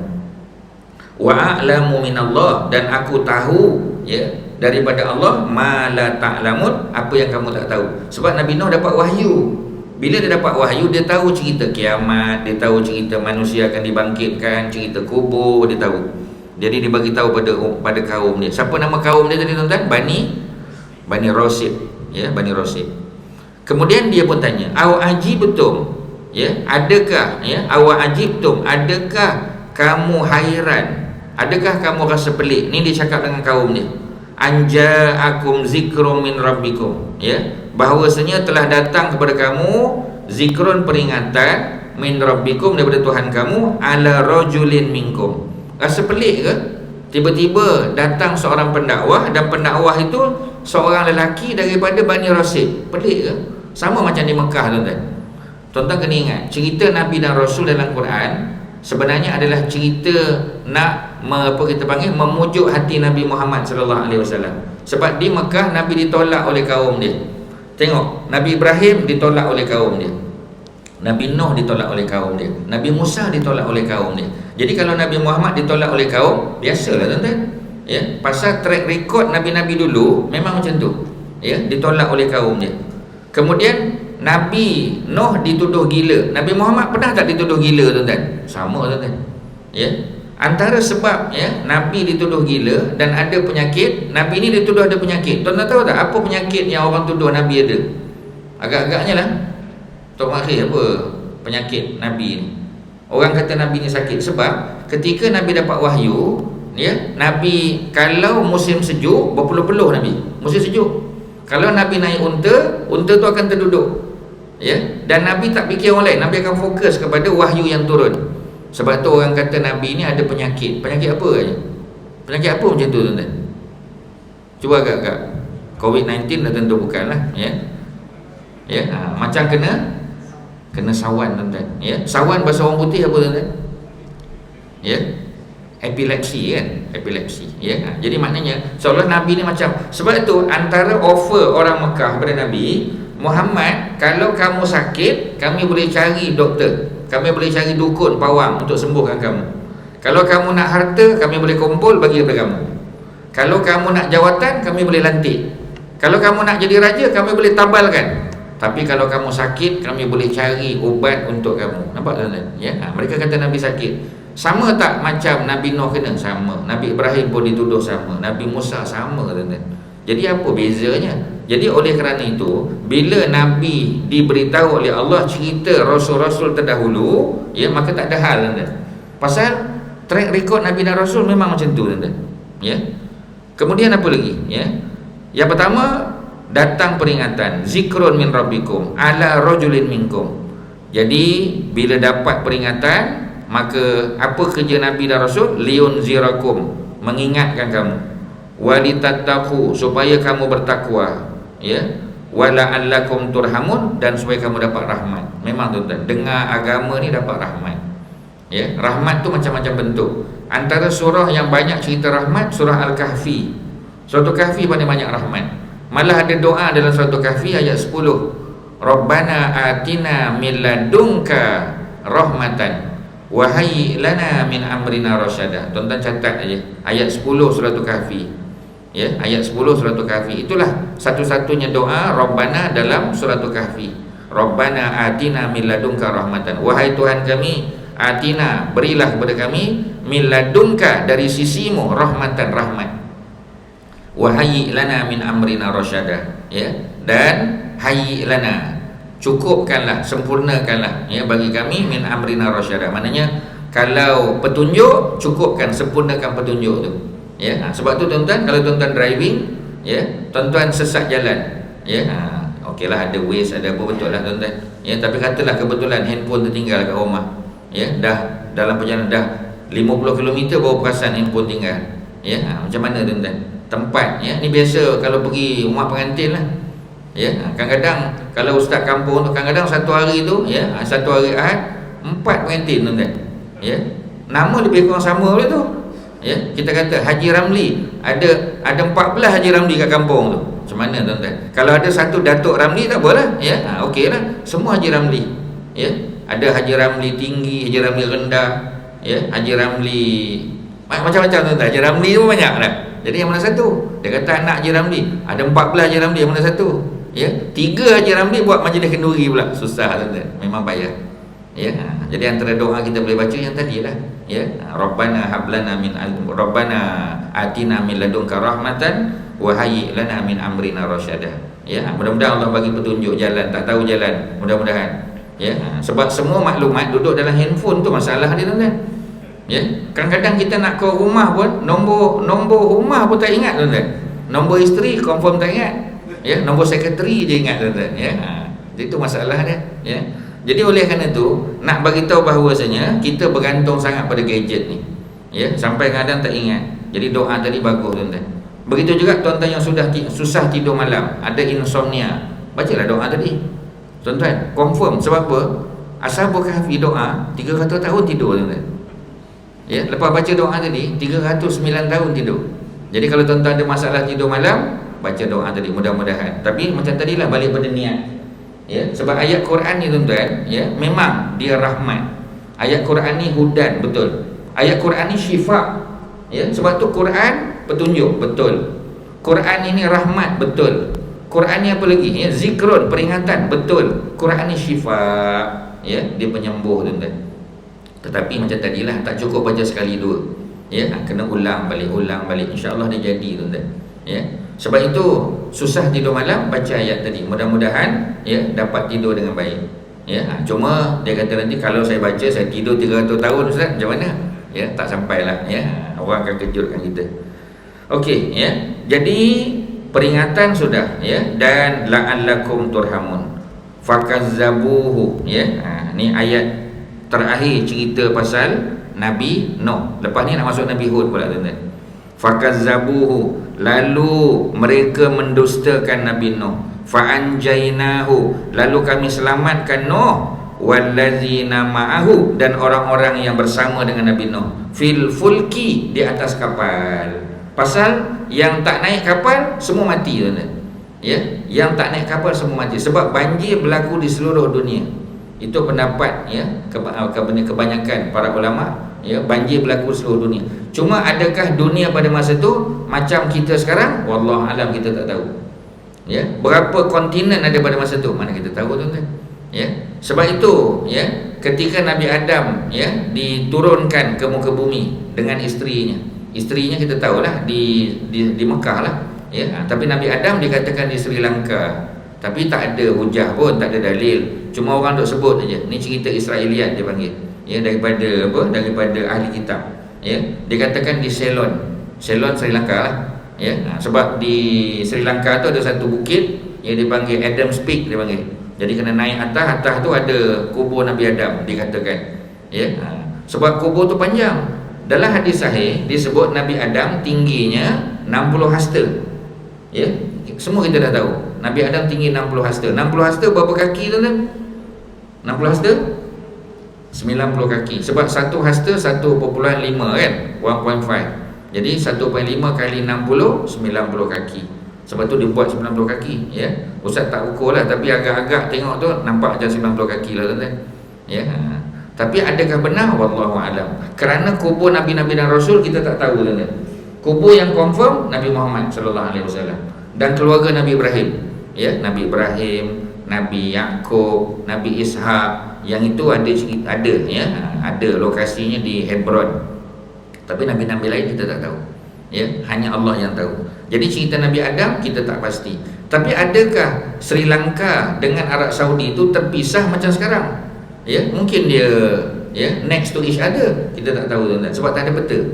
Ya, jadi kita tak tahu muka bumi macam tu dulu. Ya, yang kita pasti setiap kali berlaku banjir, ya, maka berubah. Orang Melayu kata apa? Sekali air bah, sekali pantai berubah, ya. Sebab itu Aceh tuan-tuan, ada kawasan yang tenggelam, ada kawasan yang timbul pula.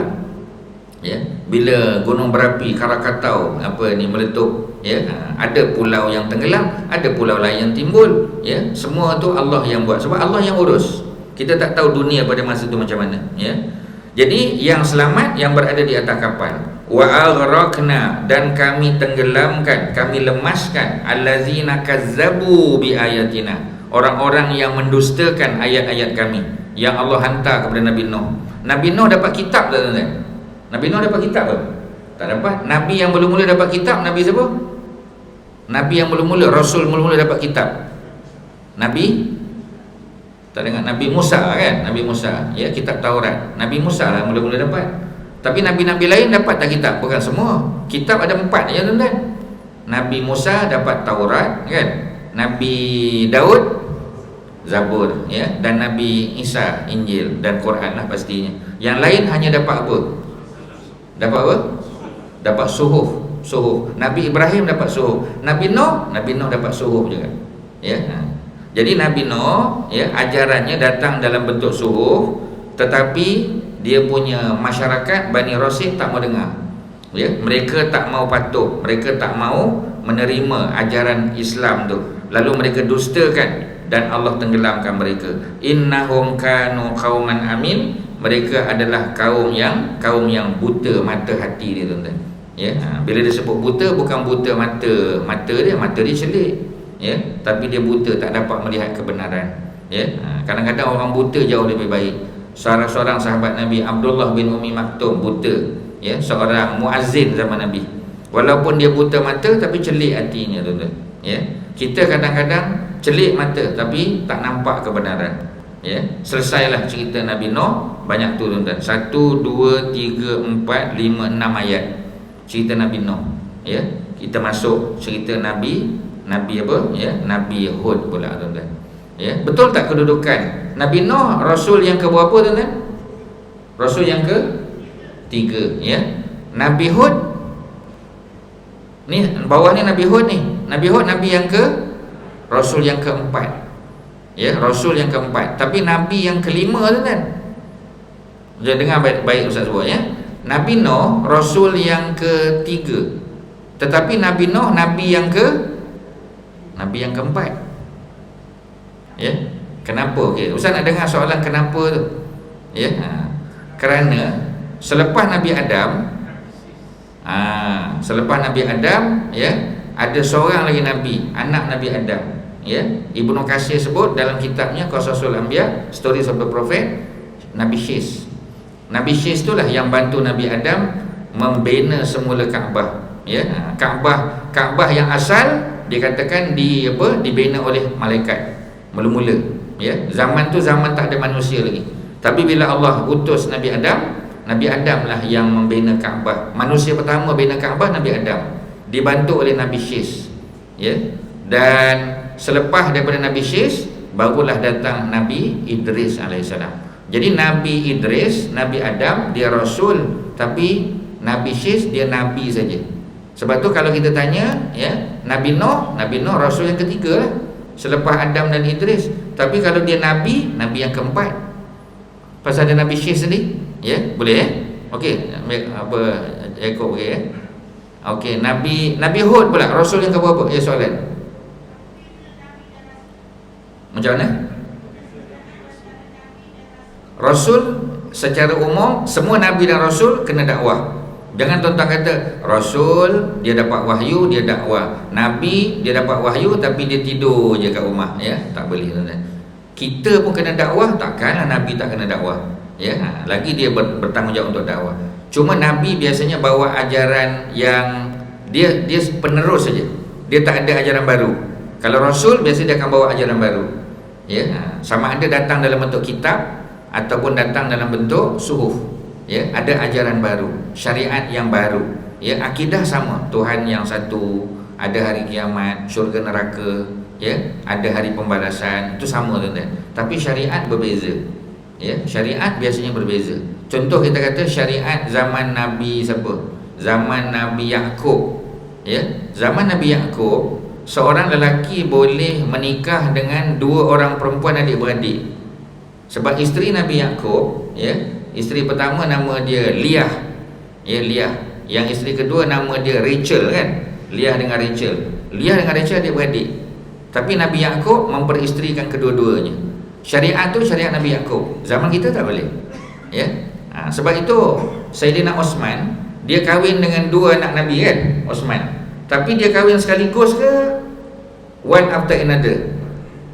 Dia kahwin dengan Ruqayyah dulu. Bila Ruqayyah meninggal, barulah kahwin dengan Ummu Kulsum, ya. Orang Melayu panggil ganti apa? Ganti tikar, ya. Maknanya dia tak boleh sekaligus. Zaman Nabi Yaqub boleh, ya. Zaman Nabi Ibrahim, Nabi Ibrahim kahwin dengan Sarah. Sarah tadi asal daripada mana kita sebut tadi? Babylon. Sarah tu ialah anak saudara Nabi Ibrahim. Maknanya bapa Sarah adalah abang Nabi Ibrahim, ya. Seperti mana Nabi Lut juga anak saudara. Abang Lut abang Nabi Ibrahim, bapa Lut abang Nabi Ibrahim. Macam mana Nabi Ibrahim boleh kahwin dengan anak saudara? Kerana syariat pada masa itu membenarkan. Syariat boleh berubah, ya. Syariat Nabi Muhammad dua-dua tak boleh. Kahwin dengan dua adik-beradik pun tak boleh. Kahwin dengan mak saudara dan anak saudara sekaligus pun tak boleh, ya. Jadi syariat boleh berubah tuan-tuan, tapi akidah tetap sama, ya. Jadi apa yang membezakan? Rasul bawa ajaran baru biasanya, Nabi hanya meneruskan. Siapa nabi-nabi yang popular, ya, yang kita kenal biasanya? Antaranya Nabi Khidir antaranya. Dia bukan Rasul, dia Nabi. Dapat wahyu tak? Dapat. Sebab tu dia buat apa yang Nabi Musa tak tahu. Betul tak? Dia bunuh budak lelaki tadi. Sedangkan budak lelaki tadi belum cukup umur, tak ada dosa. Orang yang tak ada dosa, ya, budak-budak dia tak ada dosa, dia tak ada akaun lagi. Pasal apa dibunuh? Nabi Musa mempertikai, ya. Kerana rupanya budak ni kalau dibiarkan hidup, dia akan sesatkan mak dan ayah dia, ya. Nabi Musa tak tahu. Sebab wahyu tu hanya turun kepada Khidir. Khidir Nabi tak? Nabi. Dia dapat wahyu? Dapat, ya. Adakah dia bawa ajaran baru? Ajaran tak? Maklumat je. Itu bukan ajaran baru. Ajaran boleh bunuh orang, itu bukan ajaran. Itu hanya maklumat saja tuan-tuan. Tuan-tuan kena bezakan. Boleh, ya? Okey. Kita masuk Nabi Hud sikit tuan-tuan. Wa ila adin. Ada soalan ke? Yang mana tak dengar? Tolong Haji Daud, tolong dengar, kan? Ya. Nabi Khidir masih hidup? Tak betul. Kerana Dr. Yusuf Qaradawi dah jawab dalam fatwa Mu'asyirah, ya. Nabi-nabi dan Rasul kalau dia masih hidup, dia akan bantu Nabi Muhammad dalam perang Badar. Sebab dalam perang Badar siapa turun daripada langit tuan-tuan? Malaikat Jibril pun turun untuk bantu Nabi Muhammad. Sebab tentera Islam hanya 305 orang lawan dengan 1000 Abu Jahal and the gang, ya. Semua makhluk turun, ya, termasuk angin, termasuk debu dan sebagainya, bantu Nabi. Kalau Nabi Khidir masih hidup, Dr. Yusuf Qaradawi kata Nabi Khidir akan bantu Nabi Muhammad sallallahu alaihi wasallam. Tak ada riwayat sebut Nabi Khidir turun. Ada tak cerita dalam hadis, ya, Nabi Khidir jumpa Nabi Muhammad? Memang ada tuan-tuan. Tapi hadis tu tak sahih, ya. Jadi cerita ni cerita Israeliat, cerita tokoh tambah daripada Bani Israel. Jadi tak sabit. Kerana dia mesti bantu. Tapi adakah Nabi Khidir panjang usia? Betul, ya. Tu ada cerita dia minum daripada, ya, the water of life dia panggil, ya. The water of life tu macam cerita Indiana Jones, ya. Tuan-tuan kalau tengok dia Indiana Jones, tuan-tuan tahu Indiana Jones tu, ya, tu cerita Bible, tuan-tuan. Cerita Bible sebahagian adalah cerita Nabi dan Rasul. Cerita Zulkarnain tak ada cerita, tapi Khidir ada. ya, dia minum daripada tadilah ya, ada spring water tadi, water of life. Dalam bahasa Arab dipanggil ma'ul hayah. Ya, ma'ul hayah tu bila minum panjang usianya. Tapi bukan makna tak mati. Mana ada manusia tak mati? Nabi Isa pun akan mati, tuan-tuan. Sebab tu satu-satunya nabi dan rasul yang masih hidup sampailah berlakunya Dajjal dan Ya'juj Ma'juj, Nabi Isa saja. Ya, bukan Nabi Khidir, tuan-tuan. Dia Ustaz dah jawab.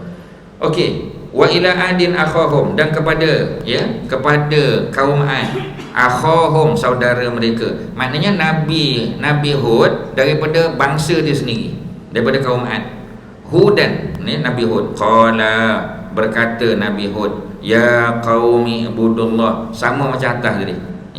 Ya qaumi ibudullah, wahai kaum aku, ibadahlah kepada Allah. Malakum min ilahin ghairu, tidak ada sembahan selain daripada Allah. Afala tattaqun, mengapa kamu tidak mau bertakwa? Nabi Hud. Nabi Hud adalah nabi pertama bangsa Arab. Nabi Hud, nabi bangsa Arab ada berapa, tuan-tuan? Tuan-tuan ingat tak lagi? Datuk Nasir, nabi Arab ada berapa, Datuk?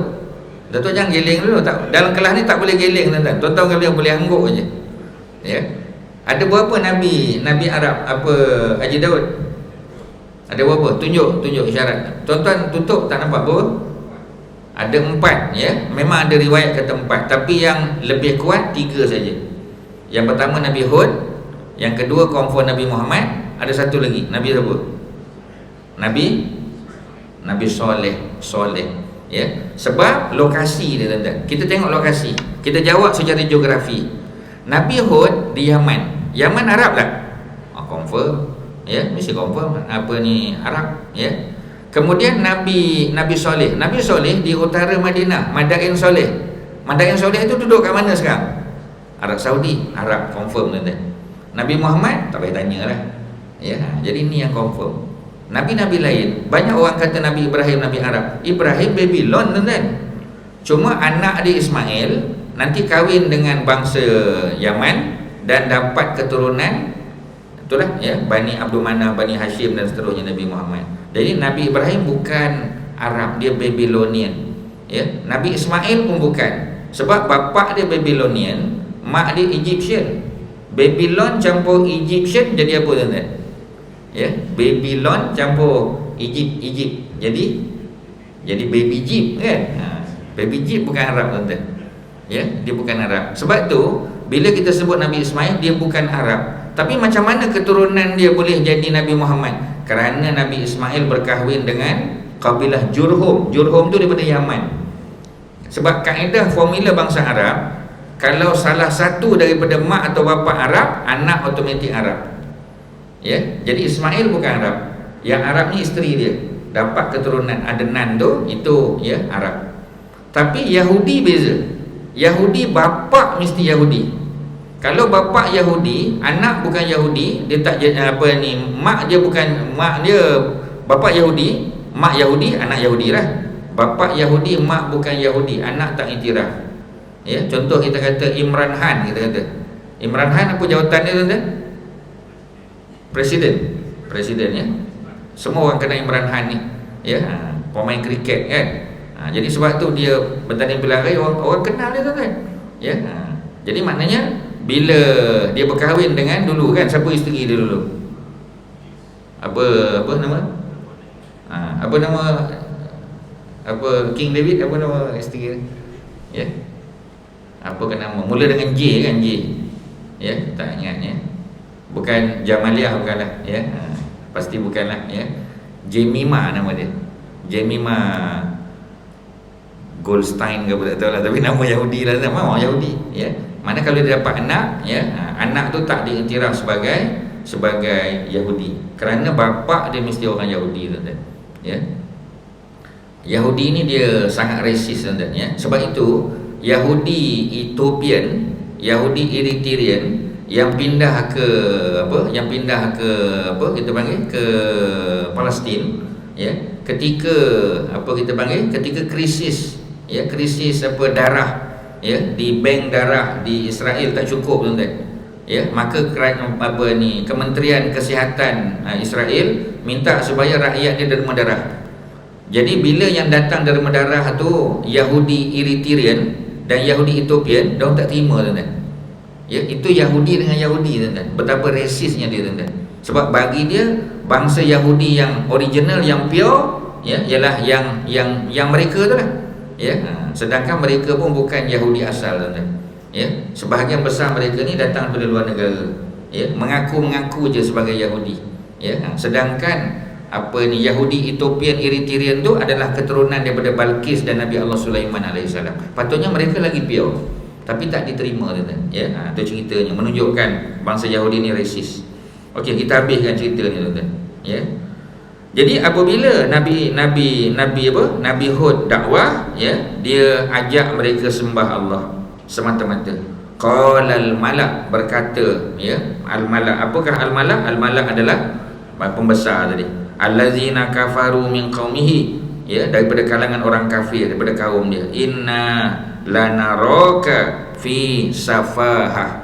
Tadi Nabi Nuh, kaum dia kata, ya, Nabi Nuh ni dalam keadaan apa? Kesesatan yang nyata.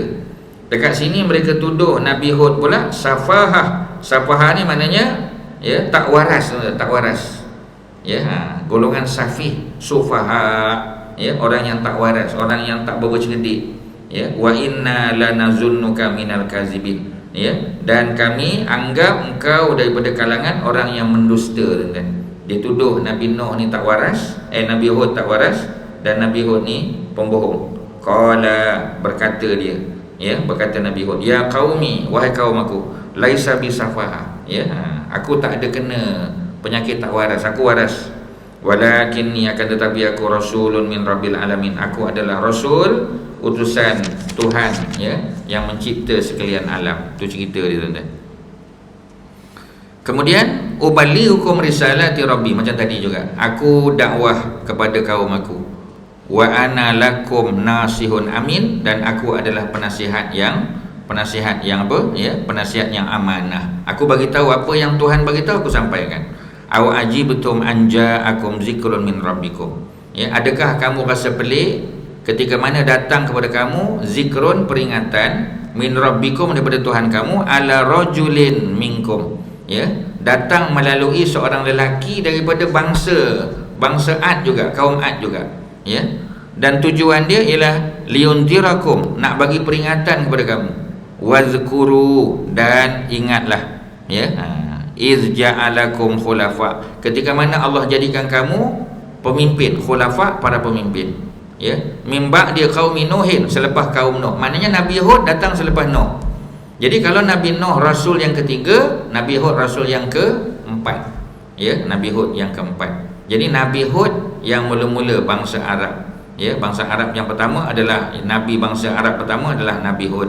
Kemudian Nabi Saleh, ya, dan seterusnya Nabi Muhammad sallallahu alaihi wasallam. Yang khilaf tadi, yang Haji Daud cakap tadi, ya, itu adalah Nabi Syuaib. Nabi Syuaib. Sebab Nabi Syuaib duduk di sempadan. Nabi Syuaib kat mana tuan-tuan? Jordan sempadan Saudi. Ya, jadi ada pendapat kata Nabi Syuaib. Tapi kalau Ibnu Katsir, dia kata Nabi Syuaib daripada keturunan Bani Israel. Pasal Nabi Syuaib, ya, moyang dia dengan Nabi Musa punya moyang sama. Nama dia Lawi. Ya, Lawi itu ialah 12 adik-beradik Nabi Yusuf. Ya, kalau tuan-tuan baca cerita Nabi Yusuf, surah Yusuf surah 12. Sebab dia adik-beradik 12 orang. Senang ingat. Nabi Yusuf nombor berapa? Nabi Yusuf anak yang ke berapa tuan-tuan? Nombor 11. Nabi Yusuf ada berapa abang? 10 abang, 1 adik. 10 abang tu semua mak lain-lain. Ya, sebab kita dah beritahu tadi, syariat Nabi Yaqub boleh kahwin dengan 2 adik-beradik. Ya, mak Nabi Yusuf isteri kedua. Mak yang atas tadi adalah isteri pertama. Ya, Liah tu isteri pertama. Adik-beradik dengan Rachel. Rachel meninggal selepas melahirkan Bunyamin, adik pada Nabi Yusuf. Dan siapa yang besarkan Bunyamin dan Yusuf? Yang besarkan mereka adalah Liah. Liah tu adalah mak saudara dia, isteri pertama Nabi Yaqub. Ya, jadi di kalangan abang-abang Nabi Yusuf cemburu pada dia kan. Sebab tu mereka merancang nak pisahkan Nabi Yusuf daripada bapa dia. Sebab mereka dapat tahu Nabi Yusuf, ya, akan menjadi pengganti Nabi Yaqub. Dapat cerita, ya. dan akhirnya mereka merancanglah, ya. Dan kita tahu Nabi Yusuf akhirnya tak dibunuh kerana salah seorang abang Nabi Yusuf, dia pujuk adik-beradik lain jangan bunuh Nabi Yusuf, masukkan saja ke dalam perigi buta. Siapakah lelaki tadi? Nama dia Lawi, ya. Dalam Bible dia panggil Levi, L-E-V-I. Yang tuan-tuan pakai jeans yang tuan-tuan pakai tu, ya, Levi, ya. Tu nama apa? Abang Nabi Yusuf. Levi itulah akhirnya berkahwin, dapat anak, anak kahwin dapat cucu, dapat cicit. Cicit mereka siapa tuan-tuan? Nabi Musa dan Nabi Syuaib. Sebab tu Nabi Musa dan Nabi Syuaib hidup sezaman tak? Dia hidup sezaman, ya. Malah Nabi Syuaib adalah mertua kepada Nabi Musa sezaman tuan-tuan. Cuma Nabi Syuaib di Jordan, Nabi Musa di Mesir. Mesir dengan Jordan sebelah-sebelah je tuan-tuan, ya. Area yang sama juga. Okey, itu cerita dia tuan-tuan, ya. Jadi kita habiskan saja ayat ni. Kita tak sempat habis Nabi Hud, kita sambung minggu depan. Kita habiskan ayat yang ke-69, ya. Tujuan dia Allah Subhanahu Wa Taala suruh mereka beriman kepadanya saja, tapi tak, ya. Wazadakum fil khalqi bastatan. Kelebihan, ya, umat Nabi Hud ni ialah siapa dia tuan-tuan? Allah tambah kepada mereka kekuatan tubuh badan, ya. Wazadakum, Allah tambah kepada kamu fil khalqi, pada jasad tubuh kamu, bastatan, kekuatan. Sebab tu dari segi saiz dia katakan tubuh mereka agak besar, ya. Tapi tak boleh lebih besar daripada Nabi Adam lah, sebab Nabi Adam yang paling besar, ya. Kemudian keturunan manusia makin kecil, ya. Jadi Nabi Hud punya bangsa, ya, diberi kekuatan tubuh. Fazkuru ala Allah, maka ingatlah, ya, apa dia? Nikmat-nikmat yang Allah bagi. Ala Allah, ya. Apa ni? Apa kita panggil, ya? Selalu dalam surah Ar-Rahman, ya. Surah Ar-Rahman Allah ulang ala, ya. Allah ulang banyak kali. Macam mana ayat dia? Fabi ayyi ala'i rabbikuma tukadziban, ya. Nikmat Allah yang manakah yang kamu nak dustakan? Ala tu ialah nikmat, ya. La'allakum tuflihun, mudah-mudahan kamu, ya, beruntung, kamu mendapat kemenangan. Kita kena stop kat situ tuan-tuan, ya. Tuan-tuan ada soalan, ada apa-apa silakan sebelum kita tamat, ya. Jadi ada baki sikit. Kalau tuan-tuan tak sabar nak tahu cerita, tuan-tuan bacalah sampai ayat yang ke berapa tu? 72. Tu semua cerita Nabi Hud, ya. Masuk 73 tu dah cerita Nabi Saleh pula, ya. Okey tuan-tuan, ada soalan apa-apa silakan. Ya. Zaman Nabi Nuh pun dah ada kapal, Betul. Teori Mak Saleh yang ada zaman baru, zaman Abdul tu. Tak tahu nak kata lah, ya. Tapi yang pasti kapal pertama, ya, mungkin sampan, bot dah ada lah, kecil-kecil. Tapi kalau yang saiz besar, dah tentulah zaman Nabi Nuh, ya. Sebab Nabi Nuh ni seorang tukang kayu, dan Allah yang ajar dia nak buat kapal. Maksudnya tak ada prototipe kapal sebelum tu, tak ada model kapal. Mungkin ada kecil-kecil lah, tapi yang besar tak ada, ya. Sebab tu Allah yang bagi panduan, bagi wahyu dan bagi ilham kepada Nabi Nuh untuk buat kapal. Tak ada contoh sebelum tu, ya. Jadi maknanya kalau dia kata sebelum tu dah ada, sebab sebelum manusia yang duduk di atas muka bumi, jin, ya. Di kalangan jin macam mana? Mungkin ada teknologi tu. Ustaz tak tahu, tak boleh jawab. Sebab Ustaz belum buat kajian pasal jin, belum buat kajian lagi, ya. Tapi manusia, Nabi Nuh lah. Sebab kebanyakan Nabi dan Rasul, mereka adalah profesional. Mereka tukang kayu, ya. Mereka tukang besi. Tukang besi siapa tuan-tuan? Ya, yang jadi Iron Man. Jangan cakap tukang besi tak seronok tuan-tuan. Iron Man Nabi Daud, ya. Macam Nabi Isa, apa Nabi Isa kerja? Nabi Isa kerja sebagai apa? Apa tugas dia punya profession? Carpenter, tukang kayu juga, ya. Jadi maknanya cuba tengok Nabi Muhammad sallallahu alaihi wasallam, penggembala kambing, peniaga. Nabi-nabi Rasul pun bekerja tuan-tuan, ya. Mereka ada profession mereka. Jadi kita pun sama lah, ya. Nabi-nabi Rasul pun bekerja, ni kan pula kita, ya. Ada lain silakan. Apa lagi soalan? Betul, ya. Quran yang biasa disebut 7 lapis, ya. Memang ada, ya. Ada ayat kita pernah jumpa, tak ingat ayat mana. 7 lapis langit. 7 langit tu pastilah. Langit 1, 2, 3, 4, 5, ya. Tapi lapisan tu tidaklah sehebat seperti mana yang di langit lah, ya. Tapi Ada ya, ada ayat yang tak ingat di mana letak. Ada ya, lapisan ni lah lapisan. Ya, mungkin geologis boleh jawab dengan lebih baik lah ya. Lain tuan-tuan silakan. Ya. Rasa ada tanggapan kita sekolah cip-cip Nabi terima wahyu untuk amalan diri dia sendiri. Tak tepat lah ya, sebab Nabi ni dia dapat wahyu dan dia kena sampaikan ya. Tak boleh dia amal aja, dia tak peduli isteri dia tak peduli anak dia, takkanlah macam tu ya. Dari segi logik pun tak logik. Nabi dia dakwah juga ya. Contoh kita kata Nabi siapa, kita kata ya, Nabi macam Nabi Syis pun dia dakwah juga ya, tapi cakupan dakwah dia taklah sebesar Nabi Adam. Kerana yang dapat suhuf Nabi, yang dapat suhuf Rasul ya. Sebahagian bacaan yang ustaz buat ialah Nabi dia tak dapat suhuf, dia hanya continue saja apa yang Rasul dapat ya. Macam Nabi Adam dia tak dapat kitab tapi dia dapat suhuf. Nabi Nuh dapat suhuf, Nabi Idris dapat suhuf. Semua Rasul ni kebanyakannya dapat suhuf. Kalau macam Nabi Musa dapat dua-dua. Nabi Musa dapat kitab Taurat dan Nabi Musa juga dapat suhuf. Suhuf Ibrahim wa Musa ya. Jadi maknanya Nabi Ibrahim suhuf, Nabi Musa dua-dua dapat. Jadi adakah mereka bertanggungjawab untuk dakwah? Betul, dakwah juga ya. Cuma cakupan dakwah dia tidak seluas Nabi dan Rasul, dan mereka tak bawa ajaran baru, mereka hanya meneruskan ajaran yang sudah dibawa oleh Rasul-Rasul ya. Itulah cerita ni. Okey tuan-tuan, lain ada apa? Ya. Okey ya. Sebahagian kata begitu, betul. Maknanya sebab apa? Sebab dikatakan selepas Nabi Adam wafat, Nabi Syis yang meneruskan ya. Jadi masyarakat mungkin sudah jadi lebih kompleks lah ya. Jadi oleh kerana lebih kompleks, Allah bagi apa? Bagi suhuf juga.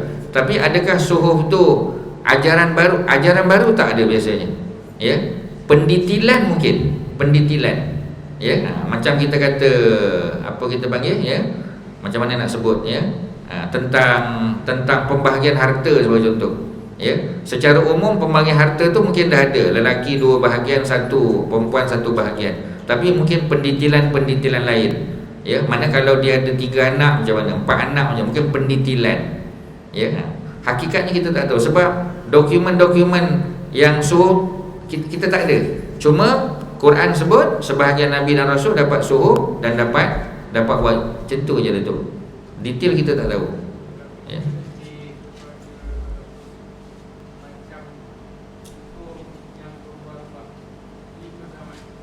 Itu Rasul biasanya. Macam tadilah ya, Nabi Ibrahim boleh kahwin dengan anak saudara. Nabi Yaqub ya, dia boleh poligami dengan 2 adik-beradik yang sama, daripada mak bapak yang sama. Maknanya syariat boleh berbeza, tapi syariat tu tetap dibawa oleh Rasul juga ya. Biasanya Rasul apa ni, tak nafi mungkin ada Nabi dapat suhuf, tapi dia bukan syariat baru bukan ya. Mungkin pendetilan saja terhadap syariat yang telah. Kalau tidak, tak ada beza Nabi dengan Rasul kalau macam tu ya. Tak nampak. Sebab apa? Sebab secara jelas hakikatnya kita tak tahu ya. Ini hanya berdasar pada hadis-hadis dan ayat-ayat Quran yang cerita secara umum saja tu. Sebab banyak benda yang kita tak tahu cerita sebenarnya. Contoh macam Zulkarnain zaman bila pun kita tak tahu ya. Zulkarnain zaman bila ya. Macam tadi kita kata Nabi Khidir, cuma para ulama dia buat ijtihad ya. Nabi Khidir memang panjang usianya sehingga zaman Nabi siapa? Nabi Musa alaihissalam. Tapi selepas tu adakah dia wafat? Dia wafat. Bila dia wafat, zaman bila? Tak tahu ya. Itu cerita dia. Dan dia tidaklah sampai ke peringkat persoalan akidah kita percaya, tapi pendetilan kita tak tahu ya. Kita tak tahu zaman. Macam Syuaib, ada sebahagian kata Syuaib tu bukan Nabi Syuaib, dia orang lain ya. Tapi Ibnu Katsir kata, majoriti para ulama kata Nabi Syuaib itulah Nabi Syuaib ya, yang dapat wahyu, dan beliau adalah bapa mentua pada Nabi Musa. Malah dikatakan ketika Nabi Musa datang, Nabi Musa umur 30 tahun. Nabi Musa dia besar di istana 30 tahun. Kemudian masa dia lari ya, pergi ke Jordan, umur dia 30 lah.